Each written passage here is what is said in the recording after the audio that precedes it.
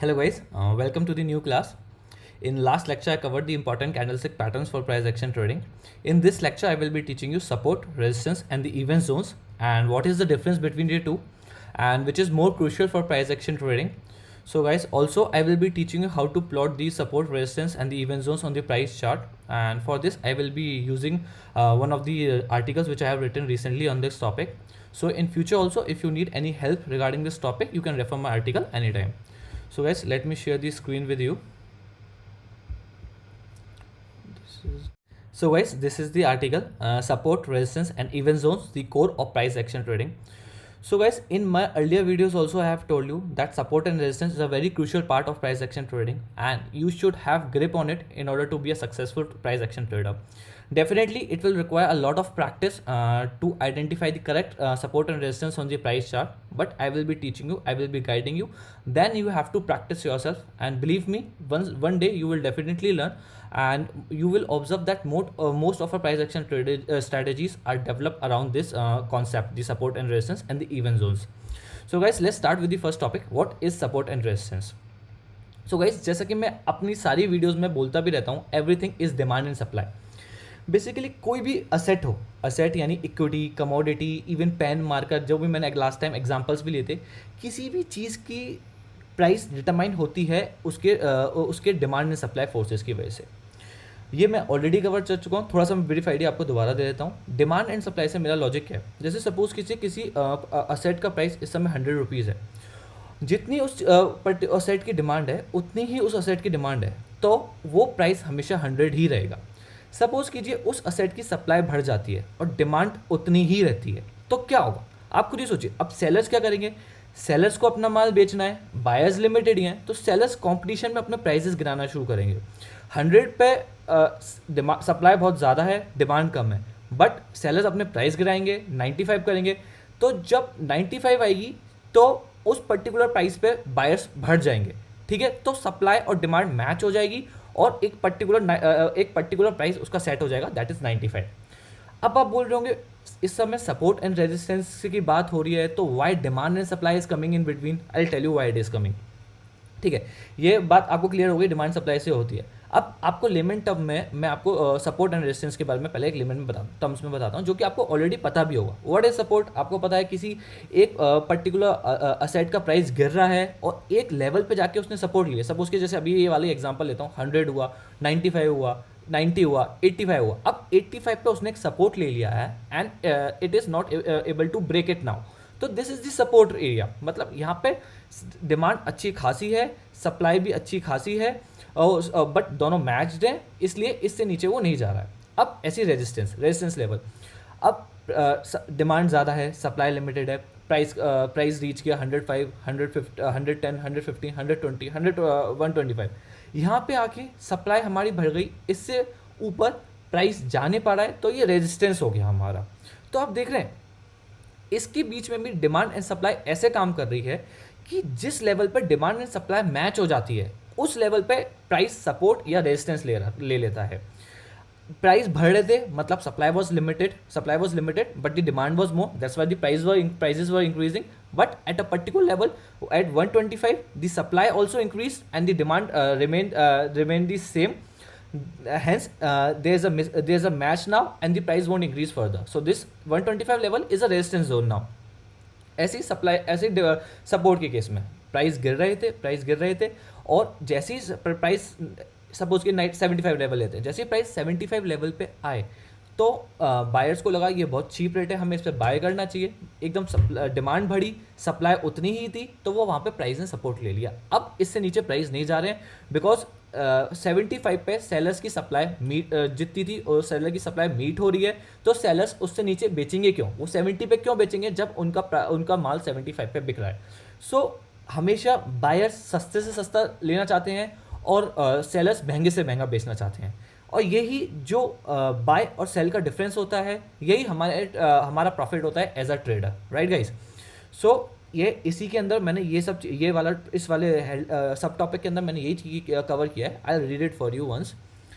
As I keep on saying that everything is demand and supply. The price of asset including but not limited to stock, bonds, commodity, etc. is determined by demand and supply forces. जैसे कि मैंने आपको बताया, buyers push the prices higher and may be referred to as bulls, and on the other hand, sellers push the prices lower and hence may be referred to as bears. Right guys, जैसे बताया, हमेशा buyers demand लेके आते हैं, उन्हें हम bull बोल सकते हैं क्योंकि बुल हमेशा प्राइजेस को बढ़ाते हैं.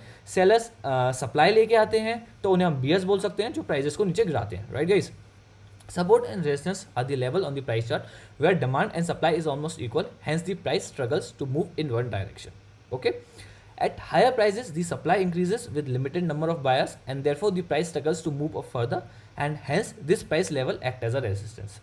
On the other hand, when the prices go down, demand increases with limited supply and therefore the price struggles to go further down, and hence the price level act as a support. Right guys, जैसे कि मैंने समझाया, अब demand 75 level पे demand अच्छी खासी हो जाती है, सप्लाई उतनी ही रहती है बिकॉज बायर्स को लगता है माल सस्ता मिल रहा है, अब हमें परचेज करना चाहिए, इसलिए वो एक सपोर्ट की तरह सपोर्ट जोन की तरह काम करता है वो लेवल्स. और जब हम लोग उसकी बात करते हैं 125 की, तो वहाँ पे सेलर्स अपनी सप्लाई बढ़ा देते हैं क्योंकि सोचते हैं कि ये प्राइस बहुत अच्छा है, इस पर जितना माल निकल सकता है हमें बेचो, बट बायर्स को ये महंगा लगता है प्राइस, तो बायर्स अपनी डिमांड लिमिटेड कर देते हैं, इसलिए एक फिर से अगेन डिमांड एंड सप्लाई का मैच हो जाता है और वो लेवल सपोर्ट की और रेजिस्टेंस की तरह एक्ट करता है. Right guys, so now what is the difference between event zones and the support and resistance. मैं आपको चार्ट का एग्जांपल लेके समझाता हूँ. अब आप देख रहे होंगे मैं यहाँ पे किसका चार्ट यूज़ करता हूँ, ये इन्फोएज का चार्ट यूज़ करता हूँ, Info Edge, naukri.com Info Edge. Right guys, तो आप यहाँ पे देखेंगे, यहाँ पे मैंने काफ़ी सारी चीज़ें मार्क कर रखी हैं. डार्क ब्लैक लाइन से मैंने एक सपोर्ट मार्क कर रखा है, मैंने ये रेजिस्टेंस लेवल मार्क कर रखा है, ये रेजिस्टेंस लेवल मार्क कर रखे हैं दो इंपॉर्टेंट, एक ग्रे लाइन से मार्क कर रखा है. मैं आपको समझाता हूँ ये क्या है. So guys, as you can see, अब यहाँ पर ये जो मैंने डार्क मार्क करे ये हिस्टोरिकल बहुत स्ट्रॉन्ग लेवल हैं, वो मैं अभी आपको समझाऊंगा कैसे मार्क करते हैं. ये ग्रे हैं, ये शॉर्ट टर्म रेजिस्टेंस जोन है, और ये ब्लैक है, dark black is a strong resistance zone. Right, this is the short term resistance zone which is marked with grey horizontal line, and this is the strong long term resistance zone which is marked with the dark black line, horizontal line. Right guys, तो अब ये horizontal ये जो support and resistance होता है इसको हम लोग सपोर्ट एंड रेजिस्टेंस बोल सकते हैं 2000 लेवल को, जो मैंने यहाँ पे मार्क कर रखा है, बिकॉज ये एक सिंगल हॉरिजॉन्टल लाइन है. मैंने जो मार्क करी, मैंने आइडेंटिफाई करी. Again how to identify I will teach you later in this video, but अभी के लिए मान लीजिए मैंने आइडेंटिफाई करी और मैंने यहाँ पे सपोर्ट एंड रेजिस्टेंस मार्क कर दिया. ठीक है, अब मैंने यहाँ पे देखा कि यहाँ पे मैंने ये ग्रे मार्क कर दिया, ये short term support and resistance था, ये मैंने मार्क कर दिया ग्रे से. और यहाँ पे आप देखेंगे कि छोटे से डिस्टेंस पे यहाँ पे दो black lines back to back marked है. तो ये क्या है, ये हमारा एक जोन है. ठीक है, अब मैंने यहाँ पे अगर मैं यहाँ पे मार्क कर देता, यहाँ पे मैं अपना एक लेवल मार्क कर देता, ऊपर का ये लाइन मार्क नहीं करता, तो ये होता कि हमेशा मुझे अपनी स्ट्रैटेजी जो डेवलप करनी है वो इसी पर्टिकुलर लेवल पे करनी है, दैट इज 2873 के आसपास के लेवल्स पे. बट ऐसा होता नहीं है मार्केट में. मार्केट में हमेशा एक एग्जैक्ट लेवल्स नहीं होते, एक अप्रॉक्स लेवल्स होते हैं, तो हम लोग इसलिए उसको इवेंट जोन्स की तरह कंसिडर करते हैं. So this is the event zones. मैंने ऑब्जर्व किया कि जब भी प्राइस इस पर्टिकुलर रेंज में आता है वहाँ से वो अपना रिवर्सल लेता है, वहाँ पे पॉज करता है, अपना जो उसका अप ट्रेंड होता है उसको कंटिन्यू नहीं करता, हमेशा वहाँ से वापस आ जाता है. जैसे आपने देखेंगे यहाँ पे जैन 2020 में इसने यहाँ पे अपना ये क्रॉस किया, इस वाली कैंडल ने 3 Feb 2020 को हाई बनाया 2993 का. फिर क्या हुआ, फिर इसके बाद ये वाली कैंडल है, ये वाली कैंडल है, ये वाला जो एरिया था, ये जो रेजिस्टेंस जोन था, पूरा इसको ब्रेक किया, बट वहाँ पे सस्टेन नहीं किया और नीचे आ गया. राइट गाइज, अब फिर मैंने यहाँ पे भी ऑब्जर्व किया, यहाँ पे जून 2020 में इस एरिया पे पहुँचा ज़रूर. देखिए आप कितनी बड़ी ग्रीन कैंडल है और नेक्स्ट डे उतनी ही बड़ी रेड कैंडल है. राइट गाइज, तो इसने हाई बनाया अपना 2985 का, आप यहाँ पे हाई देख सकते हैं. इस कैंडल ने ऑन 23 जून को 2985 का अपना हाई बनाया है और नेक्स्ट डे रेड कैंडल बनी जिससे वो पूरा प्राइस नीचे लेके आ गई. राइट गाइज, तो ये पर्टिकुलर मैं देख रहा हूँ ये एरिया. अब ऐसा नहीं है कि हमेशा मैं अगर इस एरिया को कंसीडर करूँ 2873 को हमेशा यहाँ से वापस आ रहा है, एक जोन है जो 100-200 पॉइंट की एक जोन दिख रही है मुझे, यहाँ 100 पॉइंट्स के लगभग, 200 पॉइंट्स नहीं, 2873 से 3006 के बीच में अप्रॉक्स 125 पॉइंट्स की जोन है ये। इसके बीच में ये वापस आ रहा है। अगर मैं यहाँ पे एक लाइन ड्रॉ करता इस बार के पास तो एक दूसरी लाइन बन जाती, यहाँ पे ड्रॉ करता एक लाइन और बन जाती, यहाँ पे ड्रॉ करता तो एक लाइन बन जाती, तो मेरी बहुत सारी रेजिस्टेंस की लाइन हो जाती, जबकि उससे मुझे प्रॉब्लम होती है अपनी ट्रेडिंग स्ट्रैटेजी को डेवलप करने के लिए। बिकॉज अगर मैं 2875 को अपना एक फिक्स लेवल बना देता और उसके अलावा 2-3 यहाँ पे मार्क कर देता, तो मुझे पता नहीं होता कि मैं वहाँ पे इसको शॉर्ट करूँ। बिकॉज शॉर्ट मैं इसलिए करता क्योंकि मुझे पता है once the price reaches this level it doesn't sustain, it has to come back in future, right guys. तो मैं यहाँ पे शॉर्ट करने, इस लेवल्स पे शॉर्ट करने की सोचता, कि मुझे मालूम है जब भी प्राइस यहाँ पे पहुँचता है वापस आता है, स्ट्रगल करता है, ये इसका स्ट्रॉन्ग रेजिस्टेंस जोन है। जैसे कि बताया मैंने, इस लेवल पे सेलर्स की सप्लाई काफ़ी बढ़ जाती है, डिमांड कम रहती है, इसलिए प्राइस वापस आ जाता है। देखिए आप यहाँ पे इसने इतना एक कैंडल है यहाँ पे, उसने 6% ये मूव किया और इस जोन में चला गया जो मेरा मार्क्ड है, और फिर नेक्स्ट डे तेज़ी से वापस आ गया क्योंकि सप्लायर्स ने अपना प्रॉफिट बुकिंग शुरू कर दी वहाँ पे सेलर्स ने, राइट गाइज। तो मैं यही बता रहा था, ये एरिया जो होता है इसलिए हम लोग इसको एक जोन की तरह ट्रीट करते हैं। This zone is refer to as event zones, we call them event zones because we observe a particular event at this area.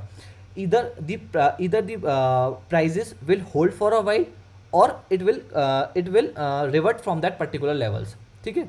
अगर प्राइजेस वहाँ पे पहुँचते हैं तो अपना ट्रेंड जो इसका अप ट्रेंड है वो कंटिन्यू नहीं करेगा डायरेक्ट, जैसे कि आप देख रहे हैं यहाँ पे एकदम कंटिन्यू नहीं करेगा, या तो यहाँ पे कंसोलिडेट करेगा ये, या फिर यहाँ से वापस आ जाएगा। अब यहाँ पे देखिए, यहाँ पे ये प्राइस यहाँ पे पहुँचा, नेक्स्ट डे वापस आ गया, तो यहाँ पे तो इसने कंसोलिडेट नहीं किया, यहाँ से पहुँचते ही इसने रिवर्सल ले लिया और next day it came back completely, ठीक है। अब यहाँ पे क्या हुआ, इस बार पहुंचा, इसने इस बार यहाँ पे कंसोलिडेट किया, इसने कंसोलिडेशन मतलब एज एन उस लेवल्स पे बाय और सेलिंग आती रही, जैसे डिमांड एंड सप्लाई मैच हुई, थोड़ा पॉज लिया। अब अप ट्रेंड आ रहा था इसका, तो ये मतलब नहीं है, जैसे अप ट्रेंड देखिए कितना फास्ट था यहाँ पर, बट उतनी तेजी से इस लेवल्स पे नहीं आया। यहाँ पे कंसोलिडेशन आया बिकॉज यहाँ पे सप्लायर्स ने अपने या सेलर्स ने अपनी प्रॉफिट बुकिंग शुरू कर दी और सेलर्स ने शॉर्ट करना शुरू कर दिया, ठीक है। मैं भी ऐसा करता, बट अब क्या हुआ, अब यहाँ पे कंसोलिडेट किया, बट वॉल्यूम के साथ नेक्स्ट डे ब्रेकआउट आ गया, यहाँ पे ये ब्रेकआउट आ गया। इस लेवल पे मैं अपनी यहाँ पे मेरा स्टॉप लॉस रहेगा और मैं एग्जिट कर जाऊंगा, अपना लॉस बुक कर लूँगा, right guys, because this is the event zone, this is the resistance zones. इसलिए कभी कभी रेजिस्टेंस जोन और इवेंट जोन जो रेजिस्टेंस की भी हो सकती हैं और सपोर्ट की भी हो सकती हैं, ये बहुत क्रूशियल होती हैं, बिकॉज हमें यहाँ पे वॉच करना होता है कि क्या अपना सिग्नल, हमें प्राइस एक्शन सिग्नल मिल रहा है, अकॉर्डिंगली अपनी ट्रेड स्ट्रैटेजी डेवलप करनी होती है। काफ़ी टाइम आपको मिलेगा कि एक पर्टिकुलर लेवल जैसे यहाँ पे 2003 है, यहाँ पे 2873 है, वो रिस्पेक्ट किए जाएंगे। जैसे यहाँ पे देखिए आप, ये रिस्पेक्ट किया है, ये रिस्पेक्ट किया है, ये रिस्पेक्ट किया है, बट कभी कभी ऐसा होगा कि वो उस पर्टिकुलर एग्जैक्ट लेवल से रिटर्न नहीं करेंगे, थोड़ा सा कभी देखिए आप यहाँ तक पहुँच गया, कभी यहाँ पहुँच गया, तो इसलिए most of the time we don't treat them as a horizontal strong resistance और support, we treat them as area, as event zones, and we wait for a important price action signal to form in this zone and accordingly take the trade.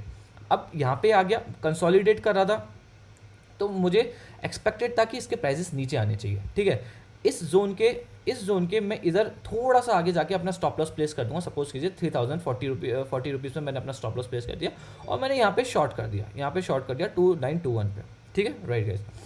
अब क्या हुआ, next day मैंने देखा कि यहाँ पे एक वॉल्यूम के साथ अच्छा ब्रेकआउट आया है, जो उसने मेरी रेजिस्टेंस जोन को क्रॉस कर दिया। मेरी रेजिस्टेंस जोन क्या थी, रेजिस्टेंस जोन मतलब इवेंट जोन रेजिस्टेंस भी हो सकती है, जोन भी हो सकती है और सपोर्ट भी हो सकती है। So basically I am teaching you event zone only, but I am taking example of resistance zone here. तो ये अपनी इधर वो एरिया आ गया, राइट। अब जैसे मैंने देखा कि यहाँ पे ब्रेकआउट आया है विद वॉल्यूम, और मैंने अपना स्टॉप लॉस करीब इस जोन से थोड़ा सा ऊपर लगा रखा था 3040 पे, मेरा स्टॉप लॉस हिट हुआ, मैंने अपनी पोजीशन एग्जिट कर ली। बट अब मेरे पास एक और अपॉर्चुनिटी आई है। अब जब मैंने देखा इसने वॉल्यूम के साथ सपोर्ट किया है, फिर नेक्स्ट डे मैंने देखा ये कैंडल स्टिक फॉर्म हुई, ये कैंडल स्टिक अपनी spinning top candle stick form हुई। तो यहाँ पे बायर्स और सेलर्स इनडिसिसिव हैं, मतलब उन्हें पता नहीं है कि इस समय इस लेवल्स पे बाय करना है या सेल करना है। तो हमारे लिए अभी कोई एग्जैक्ट प्राइस एक्शन सिग्नल नहीं मिला है, हम लोग वेट करेंगे, ठीक है। बट ये वाले spinning top mostly doji candle sticks is a जैसे मैंने अपनी लास्ट वीडियो में बताया था, resembles that the trend will resume, right, the trend which is currently going on with resume. तो ये देख सकते हैं हम लोग अप ट्रेंड है यहाँ पे, तो चांसेस बहुत ज़्यादा है कि ये ट्रेंड रिज्यूम करेगा, बट मैं यहाँ पे पोजीशन नहीं लूँगा, I wait for the another candlestick to form. अब यहाँ पे जब ये कैंडल स्टिक फॉर्म हो गई तब मुझे क्लियर हिंट मिल गई कि अब प्राइजेस की काफ़ी चांसेस हैं, अब ये इसमें पूरा बुल हावी हो गए हैं, इसमें सप्लाई इस पर्टिकुलर प्राइस लेवल पे भी बहुत अच्छी डिमांड आ रही है और ये प्राइस बहुत और आगे जा सकते हैं। तो यहाँ पे मैं अपनी बाय पोजीशन बना लूँगा और स्टॉप लॉस मैं कहाँ पे प्लेस करूँगा, ये ट्रिकी है। अब मैं स्टॉप लॉस पता है कहाँ प्लेस करूँगा, अपने पुराना जो मेरा रेजिस्टेंस जोन था उससे थोड़ा सा नीचे, बस यहाँ पे इसके आसपास प्लेस कर दूँगा। बिकॉज मैं अभी आपको अपने आगे इस वीडियो में बताऊँगा अभी कि जो पुराना रेजिस्टेंस होता है वो अगर ब्रेक हो जाए तो फिर वो सपोर्ट की तरह काम करता है, एंड वाइस वर्सा, अगर कोई पुराना सपोर्ट ब्रेक हो जाए तो वो रेजिस्टेंस के लिए तरह काम करता है। तो अब ये ब्रेक हो गया रेजिस्टेंस जोन, तो अब ये सपोर्ट की तरह काम करेगा। तो इससे थोड़ा सा नीचे, इस वाली कैंडल के नीचे 2982 के नीचे मैं अपना स्टॉप लॉस प्लेस करके यहाँ पे बाय पोजीशन एंटर कर जाऊँगा, राइट गाइस। अब हमें सिग्नल मिल गया और हमने इसमें ट्रेड ले लिया। अब देखते हैं हम आगे क्या पोजीशन रहती है, बट यहाँ पे हमने अपना सिग्नल ले लिया। अब जैसे कि मैं बता रहा था कि जो पुराना रेजिस्टेंस जोन होता है वो एज अ सपोर्ट एक्ट करता है। अब ये प्राइस बढ़ते रहेंगे जब तक ये अपना कोई दूसरा रेजिस्टेंस डेवलप नहीं कर लेता कभी भी। अब मैं आपको हिस्टोरिकल चार्ट दिखाता हूँ आज तक का इसका, ये इसका ऑल टाइम हाई है इन्फो एज का,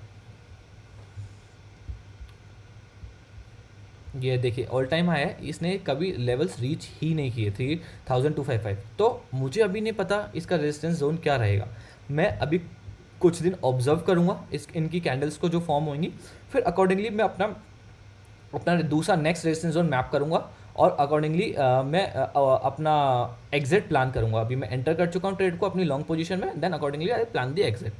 सो right guys, so this is the event zone and this particular level is the support and this is the resistance. But if you look at this area which is a range of 100 points approximate 125 points approximately is referred to as event zones, and these event zones are more crucial because the price won't return from the exact level every time, rather consider them as a event zones and wait for a price action signal, important price action signal to form in this area and then accordingly take the trade। जैसे कि यहाँ पे important price action signal form हुआ, ये इतना volume के साथ अपना ब्रेक हुआ, ठीक है, अपना वॉल्यूम के साथ में ब्रेकआउट आया रेजिस्टेंस जोन का, और फिर हमने next spinning top candle stick देखी और फिर अकॉर्डिंगली ये इसने प्राइस एकदम बूम किया, बुल्स हावी हो गए, राइट गाइस। तो इसमें आप सपोर्ट एंड रेजिस्टेंस के साथ इवेंट जोन्स भी मैप करना सीखेंगे। So let's continue with the article again. Event zones versus support and resistance, मैं रीड कर लेता हूँ। Support and resistance is the exact level on the price chart. On the other hand, event zone is a crucial range on the chart where we can observe an explosive move. जैसे कि मैंने बताया अभी आपको, event zones are more significant as there can't be exact level on the chart from where the price of the asset will revert every time. Rather, consider it as a crucial area and wait for any important price action signal. Example: pin bar, candlestick patterns such as hammer, inverted hammer, morning star, evening star, shooting star, etc. to be formed in that zone, and as any such signal formed in this zone has a very high relevance and one can enter the trade based upon it। जैसे कि मैंने आपको बताया जो भी यहाँ पे आप इस एरियाज को मार्क कीजिए, यहाँ पे वेट कीजिए, कुछ इंपॉर्टेंट प्राइस एक्शन सिग्नल जैसे ही आपको मिले आप अपना ट्रेड एंटर कर लीजिए, क्योंकि जो भी ये कैंडल इसमें फॉर्म होगी उसकी बहुत ज़्यादा हाई रेलिवेंस होगी और आप अपनी पूरी ट्रेडिंग स्ट्रैटेजी इसके अराउंड अपनी डेवलप कर सकते हैं, right guys. So let's move to the next subtopic, which is why market always react after hitting these levels and important principle of support and resistance।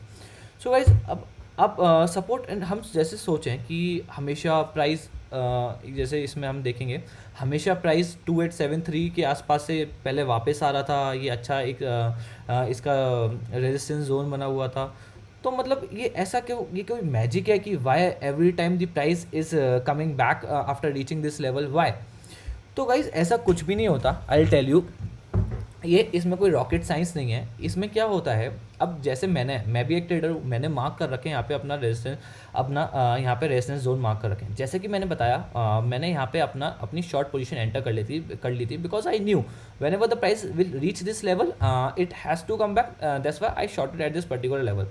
तो मेरे जैसे हज़ारों लाखों ट्रेडर्स हैं जो इन पर्टिकुलर लेवल्स का प्राइस को रीच करने का वेट कर रहे होते हैं, और जैसे ही प्राइस रीच होता है तो वो अपनी पोजीशन ले लेते हैं। जैसे मैंने यहाँ पे किया, जैसे ही इस लेवल पे रीच हुआ मैंने अपना शॉर्ट कर दिया, ऑल्दो मेरा स्टॉप लॉस सेट हो गया, that is different thing, that I will tell you later. But मैंने क्या किया, मैंने यहाँ पे अपनी पोजीशन शॉर्ट कर दी। अब शॉर्ट करने का मतलब मैं एक सेलर हूँ, और मेरे जैसे हज़ारों ट्रेडर सेलर का काम कर रहे हैं, सप्लाई को बढ़ा रहे हैं, तो ऑटोमेटिकली प्राइस नीचे आएगा ही। जब सप्लाई बढ़ेगी, डिमांड उतनी ही रहेगी, तो ऑटोमेटिकली प्राइस नीचे आएगा। अब देखिए यहाँ पे सप्लाई यहाँ पे पहुंचा तो यहाँ पे एकदम सप्लाई बढ़ा दी, सब लोगों ने शॉर्ट करना शुरू किया, प्राइस नीचे आ गया। ऐसे यहाँ पे पहले भी जहाँ पे ये प्राइस रीच किया, सेलर्स ने सेल करना किया, प्राइस नीचे आ गया, राइट गाइज। बट इस बार क्या हुआ, इस बार बायर्स, उतने ही बायर्स आए और इस बार वॉल्यूम के साथ ब्रेकआउट दे दिया, राइट गाइज। तो मैं वो तो मैं अभी आपको समझा चुका हूँ। मैं ये समझाने की कोशिश कर रहा हूँ कि हमेशा प्राइस एक पर्टिकुलर लेवल रीच करने के बाद वापस क्यों आता है, और नीचे से रीच करने के बाद ऊपर क्यों आता है, सपोर्ट रीच करने के बाद ऊपर क्यों आता है। वो यही रीज़न है कि मेरे जैसे हज़ारों लाखों ट्रेडर्स वेट कर रहे होते हैं उस पर्टिकुलर लेवल को रीच करने का और अपनी पोजीशन एंटर करने का, है ना। जैसे यहाँ पे पहुँचा, हाँ, जैसे यहाँ पे ये पहुँचा तो मैंने यहाँ पे सेल कर दिया, और फिर सप्लाई मैंने बढ़ा दी और प्राइजेस नीचे आ गए इस तरीके से। बट इस बार क्या हुआ, इस बार बुल्स भी हावी हुए और डिमांड भी काफ़ी आई, तो देखिए आप प्राइस ऊपर गए। अब क्या होगा, अब मेरे जैसे हज़ारों ट्रेडर्स को पता चल गया कि एक resistance zone, strong resistance zone break हो गया। तो मेरे जैसे हज़ारों लाखों ट्रेडर्स अब वो क्या करेंगे, अब वो अपनी लॉन्ग पोजीशन बनाएंगे, जैसे मैंने अभी अपनी लॉन्ग पोजीशन बनाई है। तो ऑटोमेटिकली अब इस लेवल पर डिमांड भी ज़्यादा आ रही है, अब डिमांड भी ज़्यादा आ रही है तो प्राइस फर्दर शूट अप होंगे और प्राइजेस और बढ़ेंगे, जब तक सेकंड रेजिस्टेंस नहीं आ सकता, जहाँ पे जिन लोगों ने लॉन्ग पोजीशन बनाई है, जैसे मैंने अभी यहाँ पे लॉन्ग पोजीशन बनाई है, अब हम लोग रेजिस्टेंस लेवल सेकंड आइडेंटिफाई करेंगे और वहाँ पे प्रॉफिट बुकिंग शुरू करेंगे। तो वहाँ पे फिर से सप्लाई बढ़ेगी और वो सेकंड लेवल रेजिस्टेंस का बनेगा और वहाँ पे एक नया रेजिस्टेंस लेवल बन जाएगा और वहाँ पे डिमांड एंड सप्लाई फिर से मैच हो जाएगी और प्राइजेस फर्दर ऊपर नहीं जाएंगे, है। तो ये सारा यही गेम है, सब डिमांड एंड सप्लाई का गेम है। अब डिमांड एंड सप्लाई के फैक्टर्स हज़ारों हो सकते हैं, हज़ारों ट्रेडर्स उस लेवल्स पे काम कर रहे होते हैं, हज़ारों ट्रेडर्स इस पर्टिकुलर लेवल्स को नोटिस कर रहे होते हैं। अब जैसे मैंने नोटिस किया, सिर्फ मैं ही नहीं, हज़ारों प्रोफेशनल एक्सपीरियंस ट्रेडर्स इस लेवल्स को नोटिस कर रहे हैं and they are taking the positions here. तो अकॉर्डिंगली उस लेवल पे प्राइस या तो डायरेक्टली और अपना ट्रेंड कंटिन्यू ट्रेंड को फॉलो नहीं करेगा, वापस आ जाएगा, या फिर थोड़े टाइम के लिए कंसोलिडेट तो एटलीस्ट करेगा, डायरेक्टली वहाँ से जंप नहीं करेगा। अब देखिए यहाँ से तो सीधा वापस आ गया, बट यहाँ पे कंसोलिडेट किया, उसने सोचा कि काफ़ी जगह अपने जो जिन लोगों ने पहले की लॉन्ग पोजीशन बना रखे हैं उन्होंने काफ़ी लोगों ने अपनी प्रॉफिट बुकिंग करी, बट इस समय डिमांड बहुत ज़्यादा आई, ऊपर निकल गया। अब यहाँ पे लोग नई फ्रेश लॉन्ग पोजीशन बनाएंगे जिससे कि प्राइस देखिए ऊपर जा रहे हैं और हो सकता है अभी इन्फो एज और काफ़ी आगे निकल के जाए जब तक इसका सेकंड रेजिस्टेंस जोन आइडेंटिफाई नहीं होता। सो राइट गाइज, अब इससे एक जैसे अब यहाँ पे देखिए सपोर्ट, ये सपोर्ट है, तो ये सपोर्ट हमेशा जब प्राइस यहाँ पे आ रहा है तो यहाँ से वापस क्यों जा रहा है। अब देखिए यहाँ भी पहले भी 2019 में ये प्राइस यहाँ पे आया, ये प्राइस यहाँ पे आया, ये देखिए आप ये लेवल्स के देखिए कितने अच्छे से रिस्पेक्ट हो रहे हैं। 2000 का लेवल, जब भी प्राइस यहाँ आता है यहाँ पे सपोर्ट लेता है फिर वापस चला जाता है, यहाँ जाता है फिर सपोर्ट लेता है यहाँ वापस चला जाता है, यहाँ थोड़ा सा ब्रेकआउट दिया फिर सपोर्ट लिया फिर वापस चला गया। तो यहाँ पे सपोर्ट लिया, यहाँ पे तो वो मार्च में कोविड क्राइसिस की वजह से एकदम डाउनफॉल आया था, फिर यहाँ पे देखिए सपोर्ट लिया। तो ये सपोर्ट क्यों ले रहा है, क्योंकि बायर्स को पता है ये रेट बहुत अच्छा है, यहाँ पे हमें अपना ये स्टॉक अक्यूमुलेट कर लेना चाहिए, यहाँ पे हमें लॉन्ग पोजीशन बनानी चाहिए। यहाँ पे वो डिमांड बढ़ जाती है, सप्लाई लिमिटेड रहती है, इसलिए यहाँ पे एकदम डिमांड आती है, इसलिए एक एज अ सपोर्ट काम करता है। काफ़ी सारे ट्रेडर्स इस लेवल्स को नोट करके रखते हैं, जैसे मैंने मार्क कर रखा है, वो लोग भी अपने चार्ट पे मार्क करके रखते हैं, और जैसे वो लेवल रीच करते हैं वो अपनी ट्रेड एंट्री ले लेते हैं। So I read the text here. Why market always reacts after hitting these levels and important principles of support and resistance. The market has an amazing memory and it keeps in mind the crucial levels on the charts, and whenever the price visits those levels it reverses or at least pauses for a while before continuing the original trend. जैसे मैंने बताया अभी original trend upward था, या तो direct वापस आ गया, reverse कर लिया उसने, या फिर थोड़े टाइम के लिए एटलीस्ट कंसोलिडेट किया बिफोर अपने ओरिजिनल ट्रेंड में मूव करने से पहले। So there is no rocket science in it. This happens because the number of traders expects the price to turn at these levels and they are ready to buy or sell at them. The longer the price stays at a particular support and resistance level, the more the significant levels become. This is because the levels are observed by most of the traders and they will base their trading decision on these levels. ये वाला point मैंने cover कर लिया कि जो भी सारे traders ready रहते हैं अपनी पोजीशंस यहाँ पे बनाते हैं. अब ये वाला पॉइंट मैं आपको समझा देता हूँ. जिस पर्टिकुलर लेवल पे प्राइस ज़्यादा से ज़्यादा सस्टेन करता है, अब देखिए ये वाले लेवल्स जो हैं, अगर बीच में भी आप देखेंगे बहुत छोटे छोटे रेजिस्टेंस बने हैं यहाँ पे, ये से यहाँ पे बना हुआ है एक रेजिस्टेंस, यहाँ पे बना हुआ है एक रेजिस्टेंस. तो अब ये वाला रेजिस्टेंस इतना स्ट्रॉन्ग नहीं है, बट ये वाला रेजिस्टेंस ज़्यादा स्ट्रॉन्ग है. बिकॉज क्या होता है, ये वाला स्ट्रॉन्ग रेजिस्टेंस लिया, फिर से ब्रेक कर दिया, बहुत बार ब्रेक हुआ है ये रेजिस्टेंस. बट ये वाला रेजिस्टेंस है जो थोड़ी बार ही ब्रेक हुआ और ब्रेक करते ही बहुत शार्प डाउन मूव आई है. जैसे ही यहाँ पे ब्रेक हुआ, देखिए शार्प कितनी डाउन मूव आई है. जैसे ही यहाँ पे ब्रेक हुआ, शार्प कितनी डाउन मूव आई है. तो ये क्या कहते हैं, हजारों ट्रेडर्स, लाखों ट्रेडर्स जो ऑब्जर्व कर रहे होते हैं चार्ट्स को, वो नोट कर लेते हैं कि ये वाला सपोर्ट, ये वाला रेजिस्टेंस लेवल बहुत ज़्यादा स्ट्रॉन्ग है. सब लोग मार्क करके रखते हैं. ये कुछ ने मार्क किया होगा, ये सब लोग मार्क करके रख लेते हैं. तो ये बहुत ज़्यादा स्ट्रॉन्ग बन जाता है. अब जब भी ये प्राइस आएगा, वो लोग शॉर्टिंग शुरू कर देंगे, वो बेचना शुरू कर देंगे, सप्लाई बढ़ जाएगी और प्राइस फिर से नीचे आ जाएंगे. तो जितने टाइम प्राइस उस लेवल पे जाके सस्टेन नहीं करेगा, नीचे आएगा, उतनी बार जितनी बार जाएगा उतनी बार आएगा, उतना ही ज़्यादा नोटिस में आएगा सारे ट्रेडर्स के नोटिस में आएगा. तो सब लोग अपने चार्ट पे मार्क करके रखेंगे और जैसे ही इस लेवल रीच होंगे, वो अपनी सप्लाई बढ़ा देंगे, शॉर्ट करना शुरू करेंगे, प्राइस फिर से नीचे आ जाएगा. Right guys, I hope this is clear now. So next, we may also observe high volumes at these levels as traders remember these levels and close or enter the position once it is reached. The more the volume, the stronger is the support and resistance. So guys, मैं ये आपको समझाता हूँ. जैसे कि मैंने बताया, ये लेवल्स सारे ट्रेडर्स सब लोग नोट करके रखते हैं अपने चार्ट पे. तो इस लेवल्स का रीच करने का वो वेट कर रहे होते हैं. They know that we have to close our position if we are already in the lock position if the particular resistance level is reach, और they will take a fresh position, they will start shorting at this particular level. So right guys, अब क्या होगा, जब इतने सारे traders wait कर रहे हैं इस लेवल का रीच होने का, तो जैसे ही ये लेवल एक आएगा, यहाँ पे एकदम से सब अपनी पोजीशन क्लोज करेंगे या एक फ्रेश पोजीशन एंटर करेंगे. तो जब सब लोग क्लोज कर रहे हैं और एक नई पोजीशन एंटर कर रहे हैं, सब अपने अपने ट्रेड्स को सेटल कर रहे हैं, तो इससे क्या पता चल रहा है, इससे ये पता चल रहा है कि इस लेवल पे एकदम ट्रांजेक्शन बहुत ज़्यादा हो रहे हैं और वो वॉल्यूम ज़्यादा आ रही है वहाँ पर. और अगर वॉल्यूम यूजुअल से तो ऑब्वियसली ज़्यादा ही आएगी और बहुत ही ज़्यादा आ रही है, तो इसका मतलब ये है कि काफ़ी सारे ट्रेडर्स अपने उस लेवल्स पे अपनी पोजीशंस को क्लोज कर रहे हैं और फ्रेश पोजीशन एंटर कर रहे हैं. क्लोज करेंगे तो अपनी सेल करेंगे और फ्रेश पोजीशन भी शॉर्ट की वो पोजीशन लेंगे. तो जितना ज़्यादा वॉल्यूम होगा, उससे हमें ये इंडिकेशन मिल जाएगा कि इस बार ये रेजिस्टेंस और ज़्यादा स्ट्रांग हो गया है पिछली बार से. अगर मान लीजिए पिछली बार एक पर्टिकुलर वॉल्यूम आई थी, वॉल्यूम आपको पता ही होगा वॉल्यूम क्या होती है. वॉल्यूम होती है जितने नंबर ऑफ ट्रांजेक्शन होते हैं उस लेवल पे, उस प्राइस पे, उसको हम वॉल्यूम कहते हैं. उस पर्टिकुलर कैंडल पे कह सकते हैं या उस पर्टिकुलर प्राइस पे कह सकते हैं. तो जितना ज़्यादा ट्रांजेक्शन होंगे उतना ही ज़्यादा वॉल्यूम होगी, और जितने ट्रांजेक्शन होते हैं उसको हम वॉल्यूम बोलते हैं. राइट गाइस, तो जितनी ज़्यादा, अब पहले उस लेवल्स पे आए थे, उस लेवल जब रीच किया था तो एक वॉल्यूम आई थी, पर सपोज कीजिए 1000 की वॉल्यूम आई थी.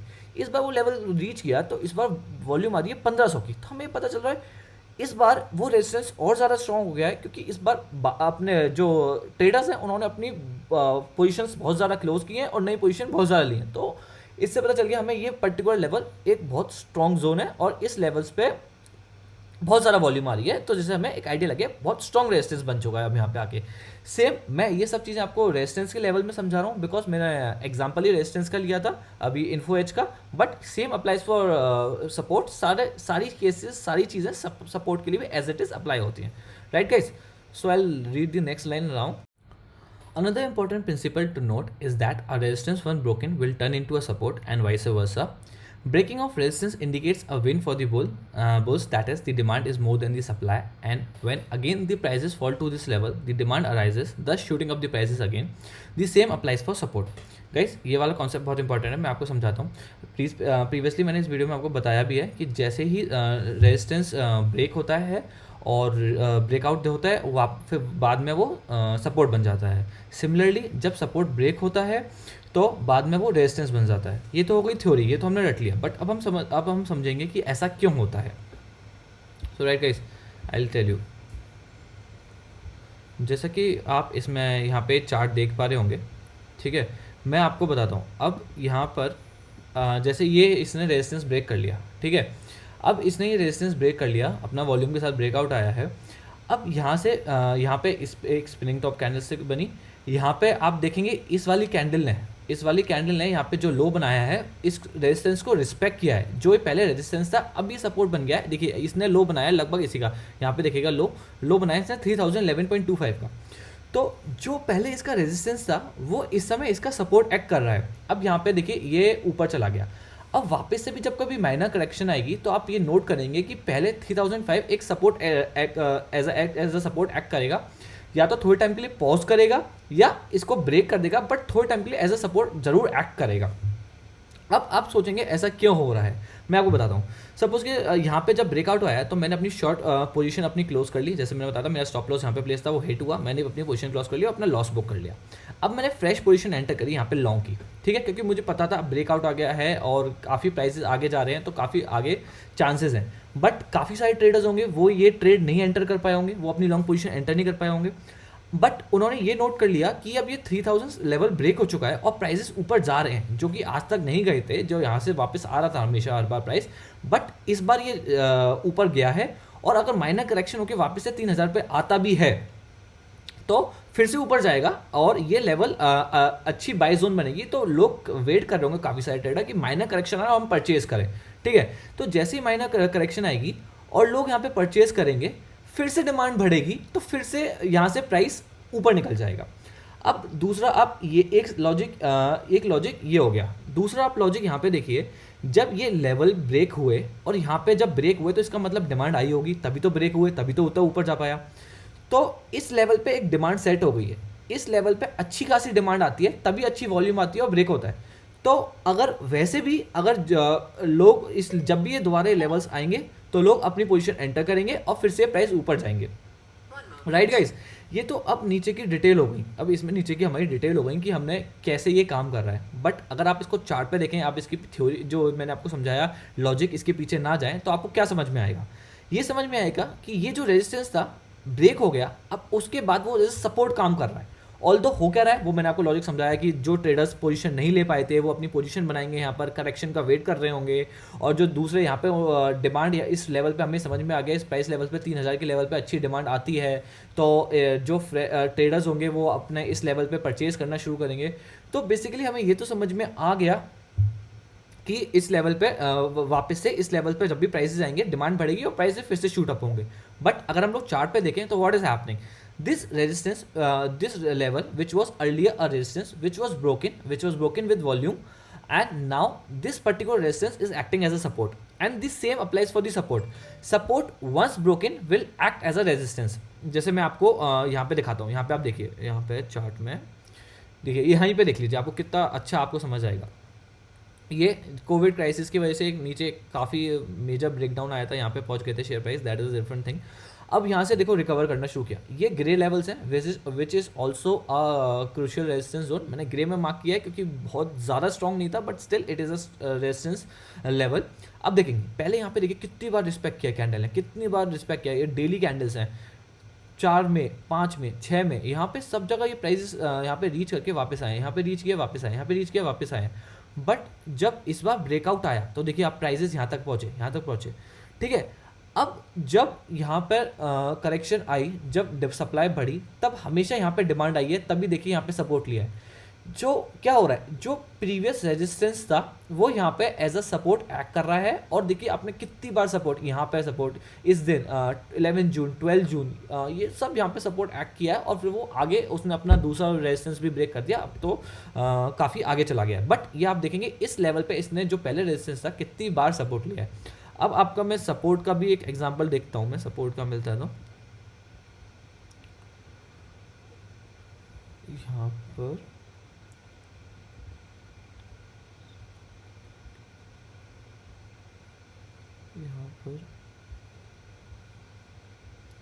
यहाँ पर इतना क्लियर एग्जांपल नहीं है, बट फिर भी आपको काफ़ी आइडिया लगेगा। देखिए यहाँ पर एक ये सपोर्ट लेवल था, ये ब्रेक हुआ, ठीक है, सस्टेन नहीं किया, वापस आ गया, वापस बढ़ा, यहाँ पे फिर ब्रेक हुआ, फिर सस्टेन नहीं किया, फिर वापस आ गया। बट आप यहाँ पे देखेंगे, जब इसने ये वाला लेवल फिर से ब्रेक किया, तो देखिए काफ़ी टाइम इसने एज रेजिस्टेंस ऐड किया, और रेजिस्टेंस किया, इसे ब्रेक नहीं कर पाया, पर जब ब्रेक किया तो फिर वही सपोर्ट जोन, ये पहले सपोर्ट जोन था जो बाद में रेजिस्टेंस जोन बना, ये देखिए ये रेजिस्टेंस बना और पर फिर से सपोर्ट बन गया। समझ रहे हैं आप? तो जो एक लेवल एक टाइम पे एज अ सपोर्ट एक्ट कर रहे थे, फिर उन्होंने ये जो यहाँ पे देखिए सपोर्ट एक्ट कर रहे हैं, यहाँ पे भी देखिए सपोर्ट एक्ट कर रहे हैं, यहाँ पे भी सपोर्ट है, यहाँ पे भी सपोर्ट है, उस लेवल्स ने जब ब्रेक हुए तो एज अ रेजिस्टेंस एक्ट किया। यहाँ पे देखिए रेजिस्टेंस है, यहाँ पे रेजिस्टेंस है, ये रेजिस्टेंस, ये रेजिस्टेंस, ये रेजिस्टेंस, ये रेजिस्टेंस लेवल, बट फिर से ब्रेक किया और वही फिर से जो पहले सपोर्ट था वापस से सपोर्ट बन गया, support resistance and then again support, right guys? तो यही मैं समझाने की कोशिश कर रहा हूँ। इसके पीछे एक लॉजिक है कि जब भी रेजिस्टेंस ब्रेक होता है तो सपोर्ट कैसे बन जाता है, और जब भी सपोर्ट ब्रेक होता है तो वो रेजिस्टेंस कैसे बन जाता है। इसका लॉजिक है जो मैं आपको क्लियर कर चुका हूँ। और अगर आप सिर्फ चार्ट में देखें तो अगर आप वैसे समझना चाहें डायरेक्टली, आप ज़्यादा टेक्निकलिटीज़ में घुसना नहीं चाहें, तो क्लियरली आप चार्ट पे देख सकते हैं, every resistance which is once broken, it will act as a support, and every support which is once broken, it will act as a resistance later on. So right guys, let's move to the next topic now. This I think I have covered. Yeah, support and resistance is only a horizontal line on the price chart. तो guys जैसे मैं अभी तक आपको सारे example horizontal lines, ये जो resistance है हॉरिजॉन्टल लाइंस के रिस्पेक्ट में ही बता रहा हूँ, तो आपको कई बार ये थॉट आया होगा कि मतलब सपोर्ट एंड रेजिस्टेंस का मतलब सिर्फ हॉरिजॉन्टल लाइंस होता है। नहीं गाइज, ऐसा नहीं होता। सपोर्ट एंड रेजिस्टेंस और भी तरीके के होते हैं। मूविंग एवरेजेस, ट्रेंड लाइन, जो कि मैंने ब्रीफली एक्सप्लेन भी करे अपने इस वाले ब्लॉग आर्टिकल में, आप पढ़िएगा, बाकी मैं आपको एक्सप्लेन करता हूँ, राइट गाइज? तो अब मूविंग एवरेजेस होते क्या हैं, मैं आपको ब्रीफ में समझा देता हूँ। What are moving averages? We call them dynamic support and resistance. अब हम इन्हें डायनामिक क्यों बोलते हैं? ठीक है, ये डायनामिक इसलिए होते हैं क्योंकि ये विद टाइम चेंज होते रहते हैं। अब ये वाली कैंडल है, 8 जून वाली कैंडल है, इसने जैसे मैंने यहाँ पे मैं आपको क्लिक करके दिखा देता हूँ। देखिए मैंने 21 दिन का एक्सपोनेंशियल मूविंग एवरेज प्लॉट कर रखा है यहाँ पर, 21 डेज का मैंने एक्सपोनेंशियल मूविंग एवरेज प्लॉट कर रखा है। आप देखेंगे, देखिए कितनी बार रिस्पेक्ट किया है, यहाँ पे सपोर्ट दिया है, यहाँ पे सपोर्ट है, इस लेवल को आप देखेंगे कितनी बार रिस्पेक्ट किया, यहाँ तक की रिस्पेक्ट किया है। ये एक बार को यहाँ पे वो यहाँ पे सपोर्ट था, इसको तो रिस्पेक्ट किया है, बट साथ साथ आप देखेंगे ये वाले लेवल्स कई बार रिस्पेक्ट हुए हैं।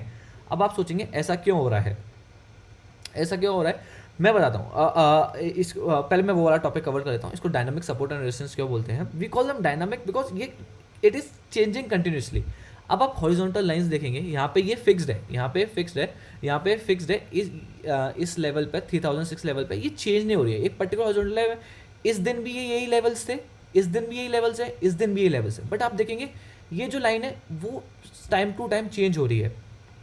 अब ये 21 का क्या कॉन्सेप्ट होता है? 21, 50, 200, बेसिकली ये पीरियड होते हैं, ये डे नहीं होते। 21 period exponential moving average, 21 period daily moving average.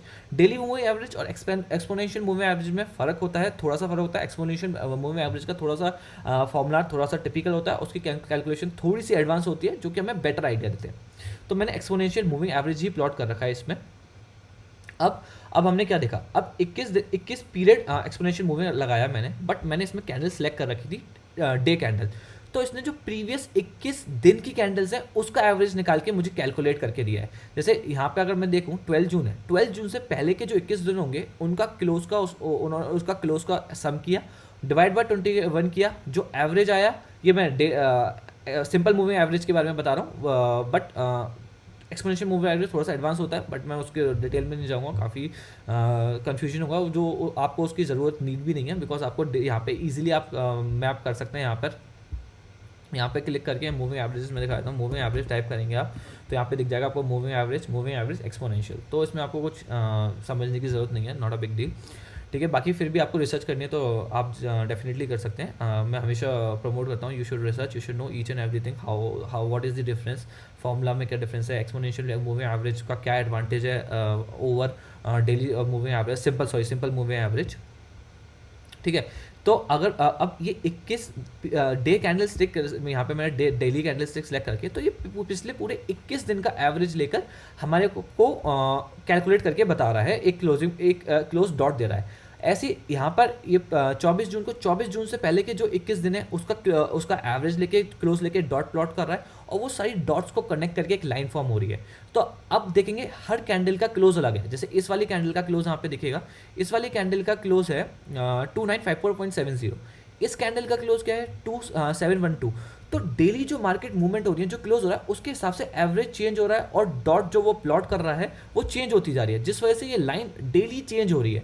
But हमारी जो फिक्स हॉरिजॉन्टल लाइन थी वो वहीं पर है, जो हमारा रेजिस्टेंस जोन है 2873 का, वो अभी के अभी वहीं पर ही है। बट ये डायनामिक है कि डेली जो रिसेंट मार्केट एक्शंस हो रहे हैं उसके हिसाब से चेंज हो रही है।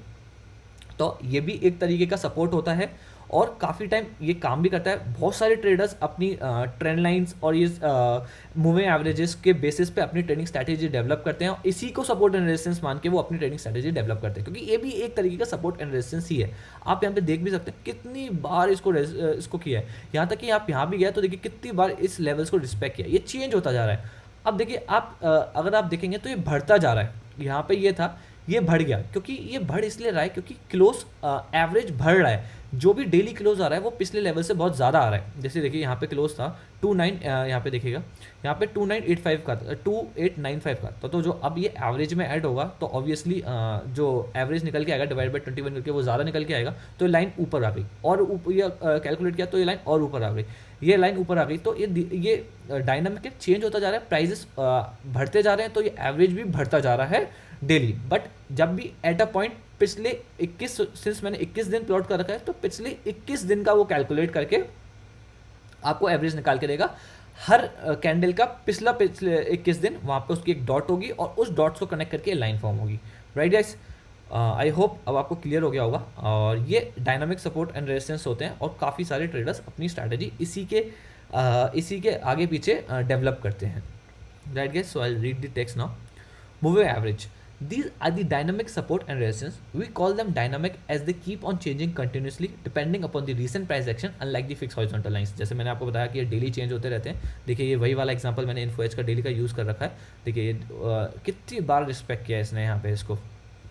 Right guys, refer to the daily chart of InfoEdge below. I have plotted 21 exponential moving average on it. You will observe how 21 exponential moving average has acted as a support and resistance on various occasions. Also, most traders plot two moving averages, example 21 exponential moving average and 55 exponential moving average, and treat them as event zones and wait for an important price action signal to form in this zone, just like a horizontal event zone. जैसे कि मैंने आपको बताया था, ये एक horizontal event zone मैंने बनाया था 2873 से लेकर 3006 का। ये 125 पॉइंट का अप्रॉक्स मैंने एक इवेंट जोन बनाया था, रेजिस्टेंस इवेंट जोन, जहाँ पे कोई price action important price action signal के फॉर्म होने का वेट कर रहा था। मैं अकॉर्डिंगली अपना ट्रेड एंटर कर रहा था और क्लोज भी कर रहा था। अब जब इंसान ये लेवल्स यूज़ ही नहीं कर रहा है फिक्स हॉरिजॉन्टल लाइन, अगर वो ये यूज़ कर रहा है अपना मूविंग एवरेजेस, तो वो अपनी स्ट्रैटेजी कैसे अपना जोन कैसे बनाएगा। तो बहुत सारे क्या होते हैं, बहुत सारे ट्रेडर्स इसी तरीके से अपनी डेवलप करते हैं। जैसे 21 एक एक्सपोनेंशियल मूविंग एवरेज मैंने प्लॉट कर दिया, मैं एक और एक्सपोनेंशियल मूविंग एवरेज यहाँ पे प्लॉट कर सकता हूँ। मैं आपको दिखाता हूँ एक्सपोनेंशियल मूविंग एवरेज। राइट, देखिए अब मैंने एक और एक्सपोनेंशियल मूविंग एवरेज यहाँ पे प्लॉट कर दिया।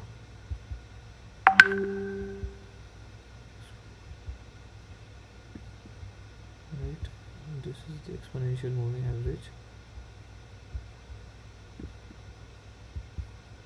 Hold a second.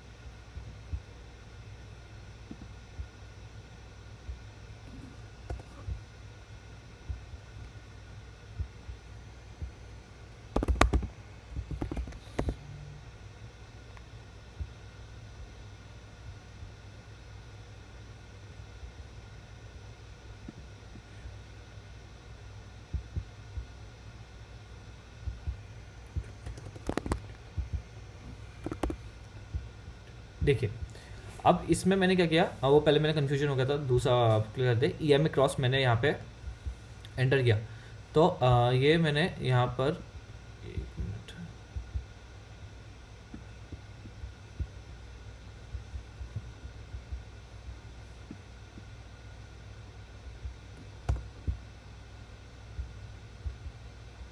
देखिए मैंने यहाँ पे EMA क्रॉस प्लॉट कर दिया। पहले कन्फ्यूजन हो गया था, पहले 21 वाला EMA ऑलरेडी प्लॉटेड था इसलिए कन्फ्यूजन हो गया था। मैंने यहाँ पे EMA क्रॉस प्लॉट किया। इसमें मैंने क्या किया, इसमें मैंने 21 डेज़ का तो एक वो लगा दिया, अपना 21 डेज का एक एक्सपोनेंशियल मूविंग एवरेज लगा दिया, एक 55 डेज़ का, एक 55 पीरियड का। तो अब डेज के रिस्पेक्ट में कैंडल है तो ऑब्वियसली वो 21 लास्ट 21 डेज और लास्ट 55 डेज का अपना कैलकुलेट कर लेगा। तो यहाँ पे देखिए एक ये मेरी जोन बन गई। अब ये मेरी जोन बन गई, इसमें मैं वेट करूँगा कोई इंपॉर्टेंट प्राइस एक्शन सिग्नल बनता है तो मैं अपना ट्रेड लूँगा। अब जैसे यहाँ पर यहाँ पे एक सिग्नल बना, जैसे यहाँ पे आप यहाँ पे देखेंगे, यहाँ पे एक पिन बार बनी है, यहाँ पे पिन बार बनती है। पिन बार मैं समझा चुका हूँ अपने लास्ट वीडियोस में, what is a pin bar. तो ये यहाँ पे पिन बार फॉर्म हुई है एक। तो इस क्रूशियल जोन में, ये जोन मान लिया मैंने इवेंट जोन अपना 21 EMA एंड 55 EMA। जो 55 में बड़ा पीरियड है तो उसके मूविंग एवरेज 55 के क्लोज को कैलकुलेट करके डिवाइड बाय 55 करके आएगा। और ये 21 days 21 days exponential moving average last 21 days के एवरेज को कैलकुलेट करके आएगा। तो इसके बीच में जो भी इंपॉर्टेंट प्राइस एक्शन सिग्नल बनेगा मैं उसके हिसाब से अपनी ट्रेड लूँगा। तो देखिए यहाँ पे एक पिन बार बनी, तो यहाँ पे मैंने अपना बाय कर लिया और देखिए यहाँ से प्राइस पिन बार फॉर्म करने के बाद कहाँ से ऊपर गया है। तो राइट गाइस, तो बहुत सारे ट्रेडर्स होते हैं, अब दो मूविंग एवरेजेस लाइंस को प्लॉट करते हैं, एक शॉर्ट पीरियड की एक लॉन्गर पीरियड की, और उसके हिसाब से अपनी ट्रेडिंग स्ट्रैटेजीज को डेवलप करते हैं। जो वही बात मैंने अपनी यहाँ पे ब्लॉग में कवर की है। राइट गाइस, अब now trend lines. Trend line is trend line मैं आपको समझाता हूँ। ट्रेंड लाइन बेसिकली क्या होती है, ट्रेंड लाइंस बनाते कैसे हैं, कैसे बनाते हैं, वो एक सेपरेट टॉपिक है, वो हम लोग बाद में डिस्कस करेंगे। हाँ, बट मैं आपको एक रफ आइडिया देता हूँ what is a trend line. जैसे इन्फोएस के चार्ट है, अब आप देखेंगे अपवर्ड ट्रेंड में है। ट्रेंड लाइन दो पॉइंट्स को कनेक्ट करके बनाई जाती है और वो फ्यूचर में एक्सटेंड कर दी जाती है। ठीक है, मतलब मैंने दो पॉइंट्स को कनेक्ट किया और फ्यूचर में एक्सटेंड कर दी। अगर थर्ड पॉइंट भी कनेक्ट हो जाए, थर्ड पॉइंट से भी वहाँ से सपोर्ट ले लिया जाए, तो हम उसको वैलिड ट्रेंड लाइन मान लेते हैं। और भी काफ़ी सारे इसके वो होते हैं principles which we won't be discussing in this video. But मैं आपको इतना बताता हूँ, ट्रेंड लाइन ऐसी होती है, एक दो पॉइंट्स को कनेक्ट करके बनाई जाती है और सीधा स्ट्रेट एक्सटेंड कर दी जाती है फ्यूचर में। बाकी हम किसी कैंडल को कंसिडर नहीं करते हैं, बस उसको एक्सटेंड कर देते हैं फ्यूचर में। अगर हमारे को पता चल जाए कि थर्ड, जैसे ये दो हमने कनेक्ट करके एक्सटेंड कर दी, दो पॉइंट्स को कनेक्ट करके, दो 1 और 2 को पॉइंट्स को हमने कनेक्ट करके एक्सटेंड कर दी, और फिर हम लोग उसे फ्यूचर में एक्सटेंड कर देंगे। अगर किसी थर्ड कैंडल या फोर्थ कैंडल या फिफ्थ कैंडल जैसे रिस्पेक्ट कर दें, तो हमारी वो वैलिड ट्रेंड लाइन बन जाती है। तो देखिए यहाँ पे मैंने ट्रेंड लाइन मैप करी हुई है इन्फो एज में। आप देखेंगे ट्रेंड लाइन कैसे रिस्पेक्ट कर रही है। ये तो हॉरिजॉन्टल लाइन हो गई, ठीक है, वो एक मूविंग एवरेजेस हो गए जो मैंने अभी आपको समझाए, ये वाले मूविंग एवरेजेस हो गए। अब ये ट्रेंड लाइन क्या है, ये एक वर्टिकल लाइन है, एक पर्टिकुलर एंगल पर। एक ये देखिए, ये इसका एंगल हो गया। यहाँ अगर इसका हम लोग लाइन ड्रॉ करें तो इतना ये एंगल हो गया। ये अप्रॉक्स मुझे लग रहा है करीब 45 डिग्री का एंगल लग रहा है, क्या 30 टू 45 डिग्री के बीच का ये एंगल है जो ये बन रहा है। अगर हम यहाँ पे एक लाइन ड्रॉ कर देंगे तो ये एंगल फॉर्म हो जाएगा। एक पर्टिकुलर एंगल पे बनती है ट्रेंड लाइन, और ये एक जो ट्रेंड होता है मार्केट में उसमें बनती है। अब ट्रेंड क्या है इस समय इन्फो एज में, अपवर्ड ट्रेंड है। तो देखिए अपवर्ड ट्रेंड पे बनी है, और जैसे ही ये पर्टिकुलर लेवल ब्रेक होंगे और तो जो ट्रेडर होगा उसी हिसाब से अपनी ट्रेड ले लेगा। तो basically this trend line also act as a support और resistance on the various occasion. ये अपवर्ड है तो ये सपोर्ट के लिए बनाई गई है, और जब डाउन ट्रेंड होता है तो ऐसे करके बनाई जाती है जो एज अ रेजिस्टेंस एक्ट करती है। This is acting as a support right now because the Info Edge is an upward trend. अगर इन्फो एज डाउन ट्रेंड में होता तो हमारी रेजिस्टेंस की लाइन बनती जो कि इस तरीके से, इस डायगनली ऐसे होती, राइट। ये इस तरीके से बनी है, and this is a support line, support trend line है, and this is acting as a support. So this is also one of the form, trend line is also one of the form of support and resistance, and it is used by most of the traders. काफ़ी आप professional traders को देखेंगे वो horizontal levels use नहीं करते, वो इस trend lines को यूज़ करते हैं और इसी को सपोर्ट एंड रेजिस्टेंस की तरह मानते हैं और इसी के बेसिस पे अपनी ट्रेड लेते हैं। और जो ब्रेकआउट ट्रेड भी होते हैं, जैसे सपोज कीजिए ये ट्रेंड लाइन यहाँ पे ब्रेक हुई, ऑल्दो सस्टेन नहीं करी, वापस नेक्स्ट डे फिर रिकवर कर गया। अगर यहाँ पे एक और कैंडल बनती तो लोग इसको ट्रेंड लाइन को ब्रेक मान लेते और यहाँ पे अपनी पोजीशन क्लोज कर देते अगर उनकी लॉन्ग पोजीशन होती। अगर उनकी पूरी पोजीशन नहीं होती तो फ्रेश पोजीशन एंटर भी कर लेते, यहाँ पे शॉर्ट कर देते, right guys. So this is the trend line, and look यहाँ पे कितनी बार इसने इस ट्रेंड लाइन को रिस्पेक्ट किया, यहाँ पर भी रिस्पेक्ट किया है। तो बेसिकली ये बिल्कुल इतना एग्जैक्टली सपोर्ट्स को हमारे को दिखा रही है, और एग्जैक्ट कितना अच्छे से सपोर्ट को रिप्रेजेंट कर रही है, और सारी कैंडल्स कितने अच्छे से सपोर्ट को रिस्पेक्ट कर रही हैं। और तो रादर ये हॉरिजॉन्टल लाइंस होती हैं, वो स्ट्रेट लाइंस होती हैं, ये एक डायनल लाइन होती है, पर्टिकुलर एंगल होता है इसका, और ये भी सपोर्ट एंड रेजिस्टेंस की तरह बहुत सारे ट्रेडर्स के द्वारा यूज़ की जाती है। So I will read it now. A trend line is a straight line that connects two और more price points and extend into the future to act as a support and resistance. Refer to the daily chart of info as below. I have drawn a trend line and see how this trend line has acted as a support on several occasions. देखिए वैसे मैंने बताया, दो points को connect करके future में extend कर दिया, और कई बार इसने support and resistance as a support act किया है, और काफ़ी सारे कैंडल्स ने रिस्पेक्ट किया है। The break of the trend lines provide a signal that buyers in the case of an uptrend and sellers in the case of downtrend have lost a grip in the market and we may observe a trend reversal. जैसे मैं बताया, अगर जब भी trend line break होती है तो वो इंडिकेशन मिल जाता है ट्रेडर को कि ये जो अप ट्रेंड या डाउन ट्रेंड था वो अब ट्रेंड खत्म हो रहा है, और जो ट्रेंड रिवर्सल के चांसेस हैं वो अकॉर्डिंगली अपनी स्ट्रैटेजी डेवलप करते हैं और अपना ट्रेड ले लेते हैं। Although there are several points that are to be kept in mind while identifying a valid trend line, which I'll cover in my coming articles. ये जो ट्रेंड लाइन्स के बारे में काफ़ी डिटेल है कि trend lines, valid trend line को draw करना इतना ईजी नहीं होता, आपको प्रैक्टिस चाहिए, आपको सारे कॉन्सेप्ट्स क्लियर होने चाहिए बेसिक, तो वो मैं अपने अपकमिंग आर्टिकल्स में कवर करूँगा, इस वाले वीडियो में हम लोग कवर नहीं करेंगे, right guys. So how two marks horizontal support and resistance on the chart, ये बहुत इंपॉर्टेंट है, मैं आपको अब बताता हूँ। जैसे मैं आपको बोल रहा था, मैं आपको मार्क करना सिखाता हूँ। ये मैंने आपको मार्क दिखा दिए थे, बट मैं आपको दिखाता हूँ ये मैंने मार्क कैसे करे थे, राइट। ये हमें क्रॉस को हम हटा देते हैं अपने उससे। तो पहले मैं क्या करता हूँ, अब मैं आपको एक पोजिशनल ट्रेड का एग्जांपल लेके बताता हूँ। 15 to 30 डेज़ मेरा होल्डिंग पीरियड रहता है। ये पोजिशनल ट्रेड मेरे 15 to 30 डेज़ के होते हैं। कोई भी ट्रेड लेता हूँ मैं सेल साइड या by side. Sell side obviously futures में, या पुट बाय करके, और या फिर कॉल सेल करके, और जब मैं बाय साइड लेता हूँ, बाय तो डिलीवरी भी ले सकता हूँ और बाकी कॉल बाय कर सकता हूँ और अपना फ्यूचर में भी ले सकता हूँ, राइट गाइस। तो मैं आपको इसमें बताता हूँ, मैं पहले क्या करता हूँ, पहले एक वीकली टाइम फ्रेम लगाता हूँ। ये कैंडल्स डेली की थी, अब मैंने वीकली सेलेक्ट कर लिया, तो मेरे पास आ गई वीकली टाइम फ्रेम की। तो ये पर्टिकुलर जो कैंडल है ये 16 मार्च से नेक्स्ट 7 दिन की होती है। 16 मार्च, अब नेक्स्ट जो कैंडल होगी वो 23 मार्च की होगी। तो ये 7 दिन की एक वीकली कैंडल्स हैं। ये वो डेली कैंडल्स थी, हर डे की 1, 2, 3 हर तारीख की कैंडल थी, ये एक वीकली कैंडल्स है। सो राइट गाइस, अब मैं वीकली कैंडल्स मैंने मैप करी, तो ये लॉन्गर टाइम फ्रेम आ गया। अब लॉन्गर टाइम फ्रेम में आप देखेंगे, मैं 2018 तक का, मुझे 2017 तक का ही चार्ट दिख जाएगा छोटे से उसमें, क्योंकि ये वीकली है इसलिए कैंडल्स बहुत कम हो गई हैं। एक कैंडल 7 दिन को रिप्रेजेंट कर रही है। तो इससे क्या होगा, मुझे एक स्ट्रॉन्ग जो रेजिस्टेंस या सपोर्ट है वो लेवल्स मिल जाएंगे, की सपोर्ट एंड रेजिस्टेंस लेवल मिल जाएंगे। बिकॉज लॉन्गर टाइम फ्रेम में क्या होता है, जो छोटे शॉर्ट टर्म के जो डिस्टर्बेंसेज होते हैं, शॉर्ट टर्म की वॉलेटिलिटी होती है वो खत्म हो जाती है। आपको सीधा डायरेक्टली क्लियर लॉन्ग स्ट्रॉन्ग और जो की, जैसे हम लोग बोलते हैं की support and resistance level, clearly chart पे दिखाई देते हैं। अब मैंने यहाँ पे देखा, सिंस मेरा 15 से 30 दिन का होल्डिंग पीरियड रहता है पोजिशनल ट्रेड में, मैं इसका एग्जाम्पल लेके बता रहा हूँ आपको। और किसी का होल्डिंग पीरियड अगर सपोज कीजिए 1 साल का है, 2 साल का है, तो उसका टाइम फ्रेम भी बढ़ जाएगा, वो वीकली की जगह मंथली भी यूज़ कर लेगा।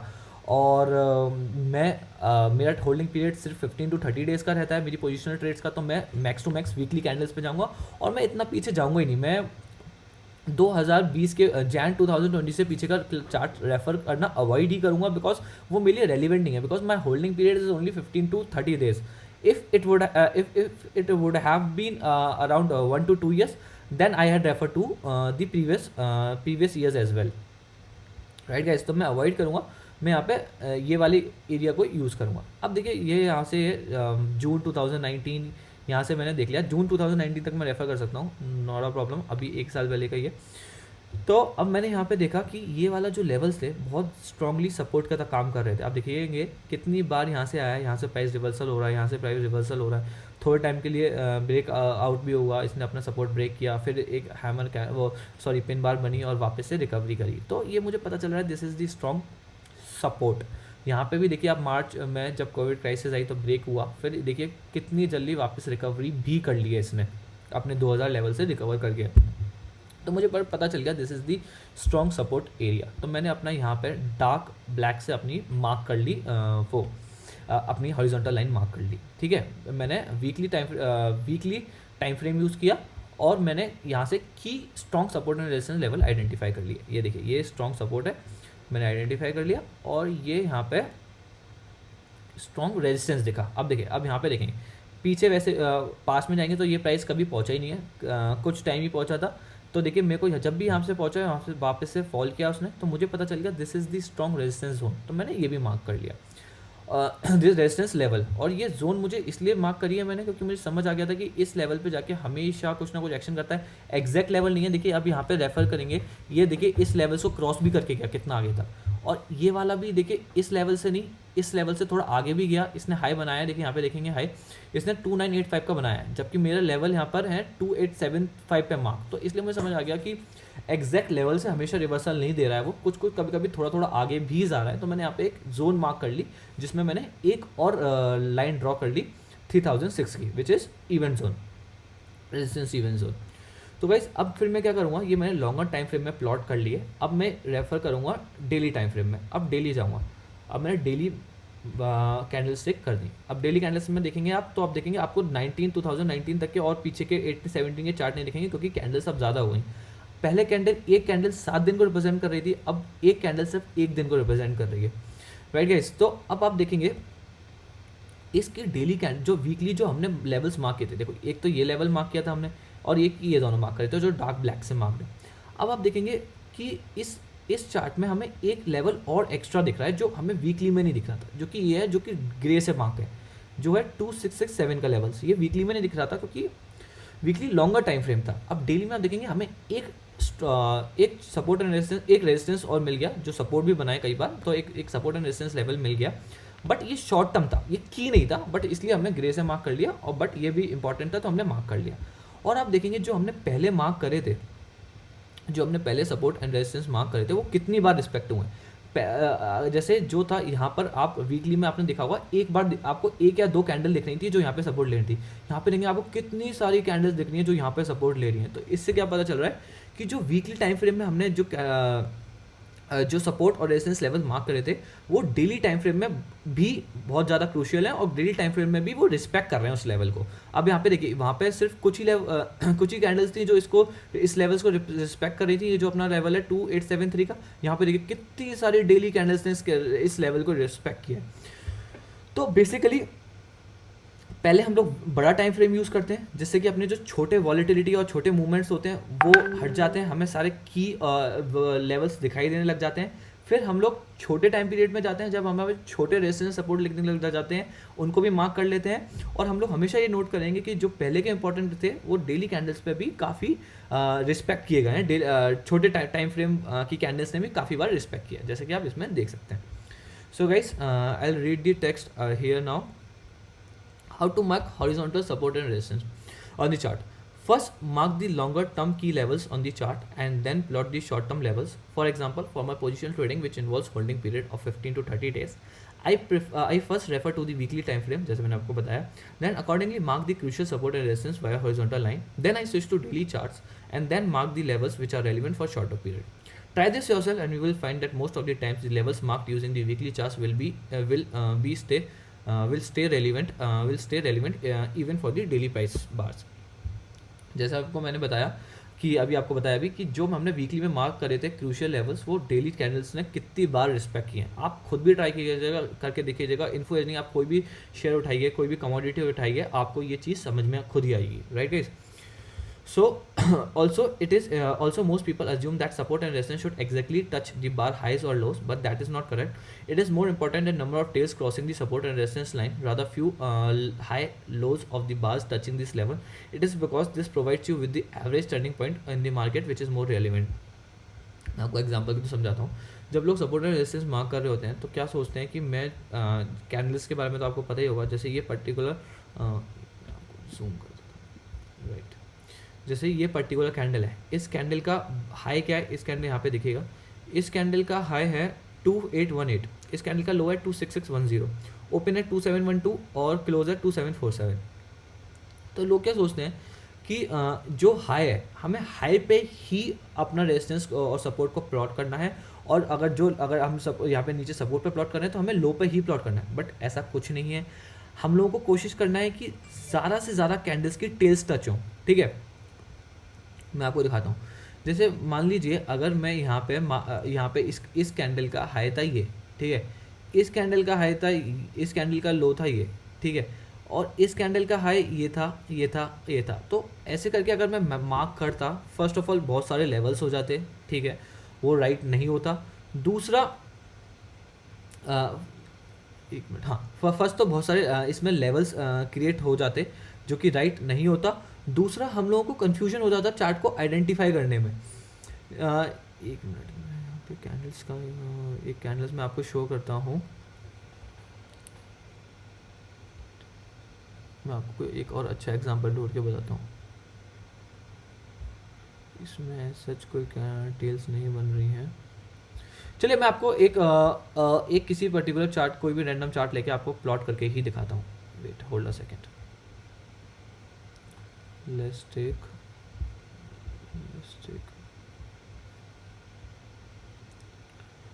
any share, let's take, चलिए हम HDFC लाइफ को लेते हैं। HDFC लाइफ का डेली चार्ट है, ठीक है। अब पहले मैं यहाँ पे वीकली टाइम फ्रेम सेलेक्ट करता हूँ, ठीक है। मैंने यहाँ पे वीकली टाइम फ्रेम सेलेक्ट किया, ठीक है। यहाँ पे मुझे इंपॉर्टेंट वो मिल गए सारे, जो छोटे लेवल्स थे वो दिखाई नहीं दे रहे हैं।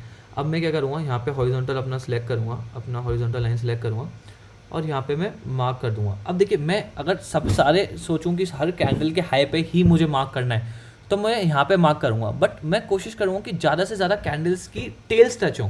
टेल्स क्या मतलब है कि उस पर्टिकुलर लेवल पे वो पहुंचा तो, बट क्लोजिंग नहीं हुई क्योंकि आपको पता ही होगा टेल्स उस दिन का उस पर्टिकुलर कैंडल का हाई को और लो को रिप्रेजेंट करते हैं, बट ओपन और closing is represented by the candle body. तो हम कोशिश करेंगे ज़्यादा से ज़्यादा टेल टच हो। ऐसा नहीं है कि हम हर कैंडल की जो हाई और लो पे ही अपने लेवल्स को मार्क करने की कोशिश करें। अब देखिए, अब इसमें मुझे क्या दिख रहा है, ये देखिए, ये 2018 तक जा रहा है। अब हम देखेंगे, ज़्यादा इतना हम लोग रेफर नहीं करेंगे, बट देखेंगे यहाँ भी इसमें रिस्पेक्ट किया है। तो यहाँ पे हम एक पता चल गया हमें 350 पर एक बहुत स्ट्रॉन्ग सपोर्ट है। बट सिर्फ जैसा कि मैंने आपको बताया कि अभी हम लोग 15 to 30 डेज पोजिशनल ट्रेडिंग की बात कर रहे हैं, तो आप खुद ही अज्यूम कर लीजिए अगर प्राइस अगर आपका इस लेवल पे है 660 पे, तो 350 वो पहुंचेगा, हमारे 15 से 30 दिन के अंदर वो पहुंचेगा। इसके चांसेस ना के बराबर हैं ऑलमोस्ट।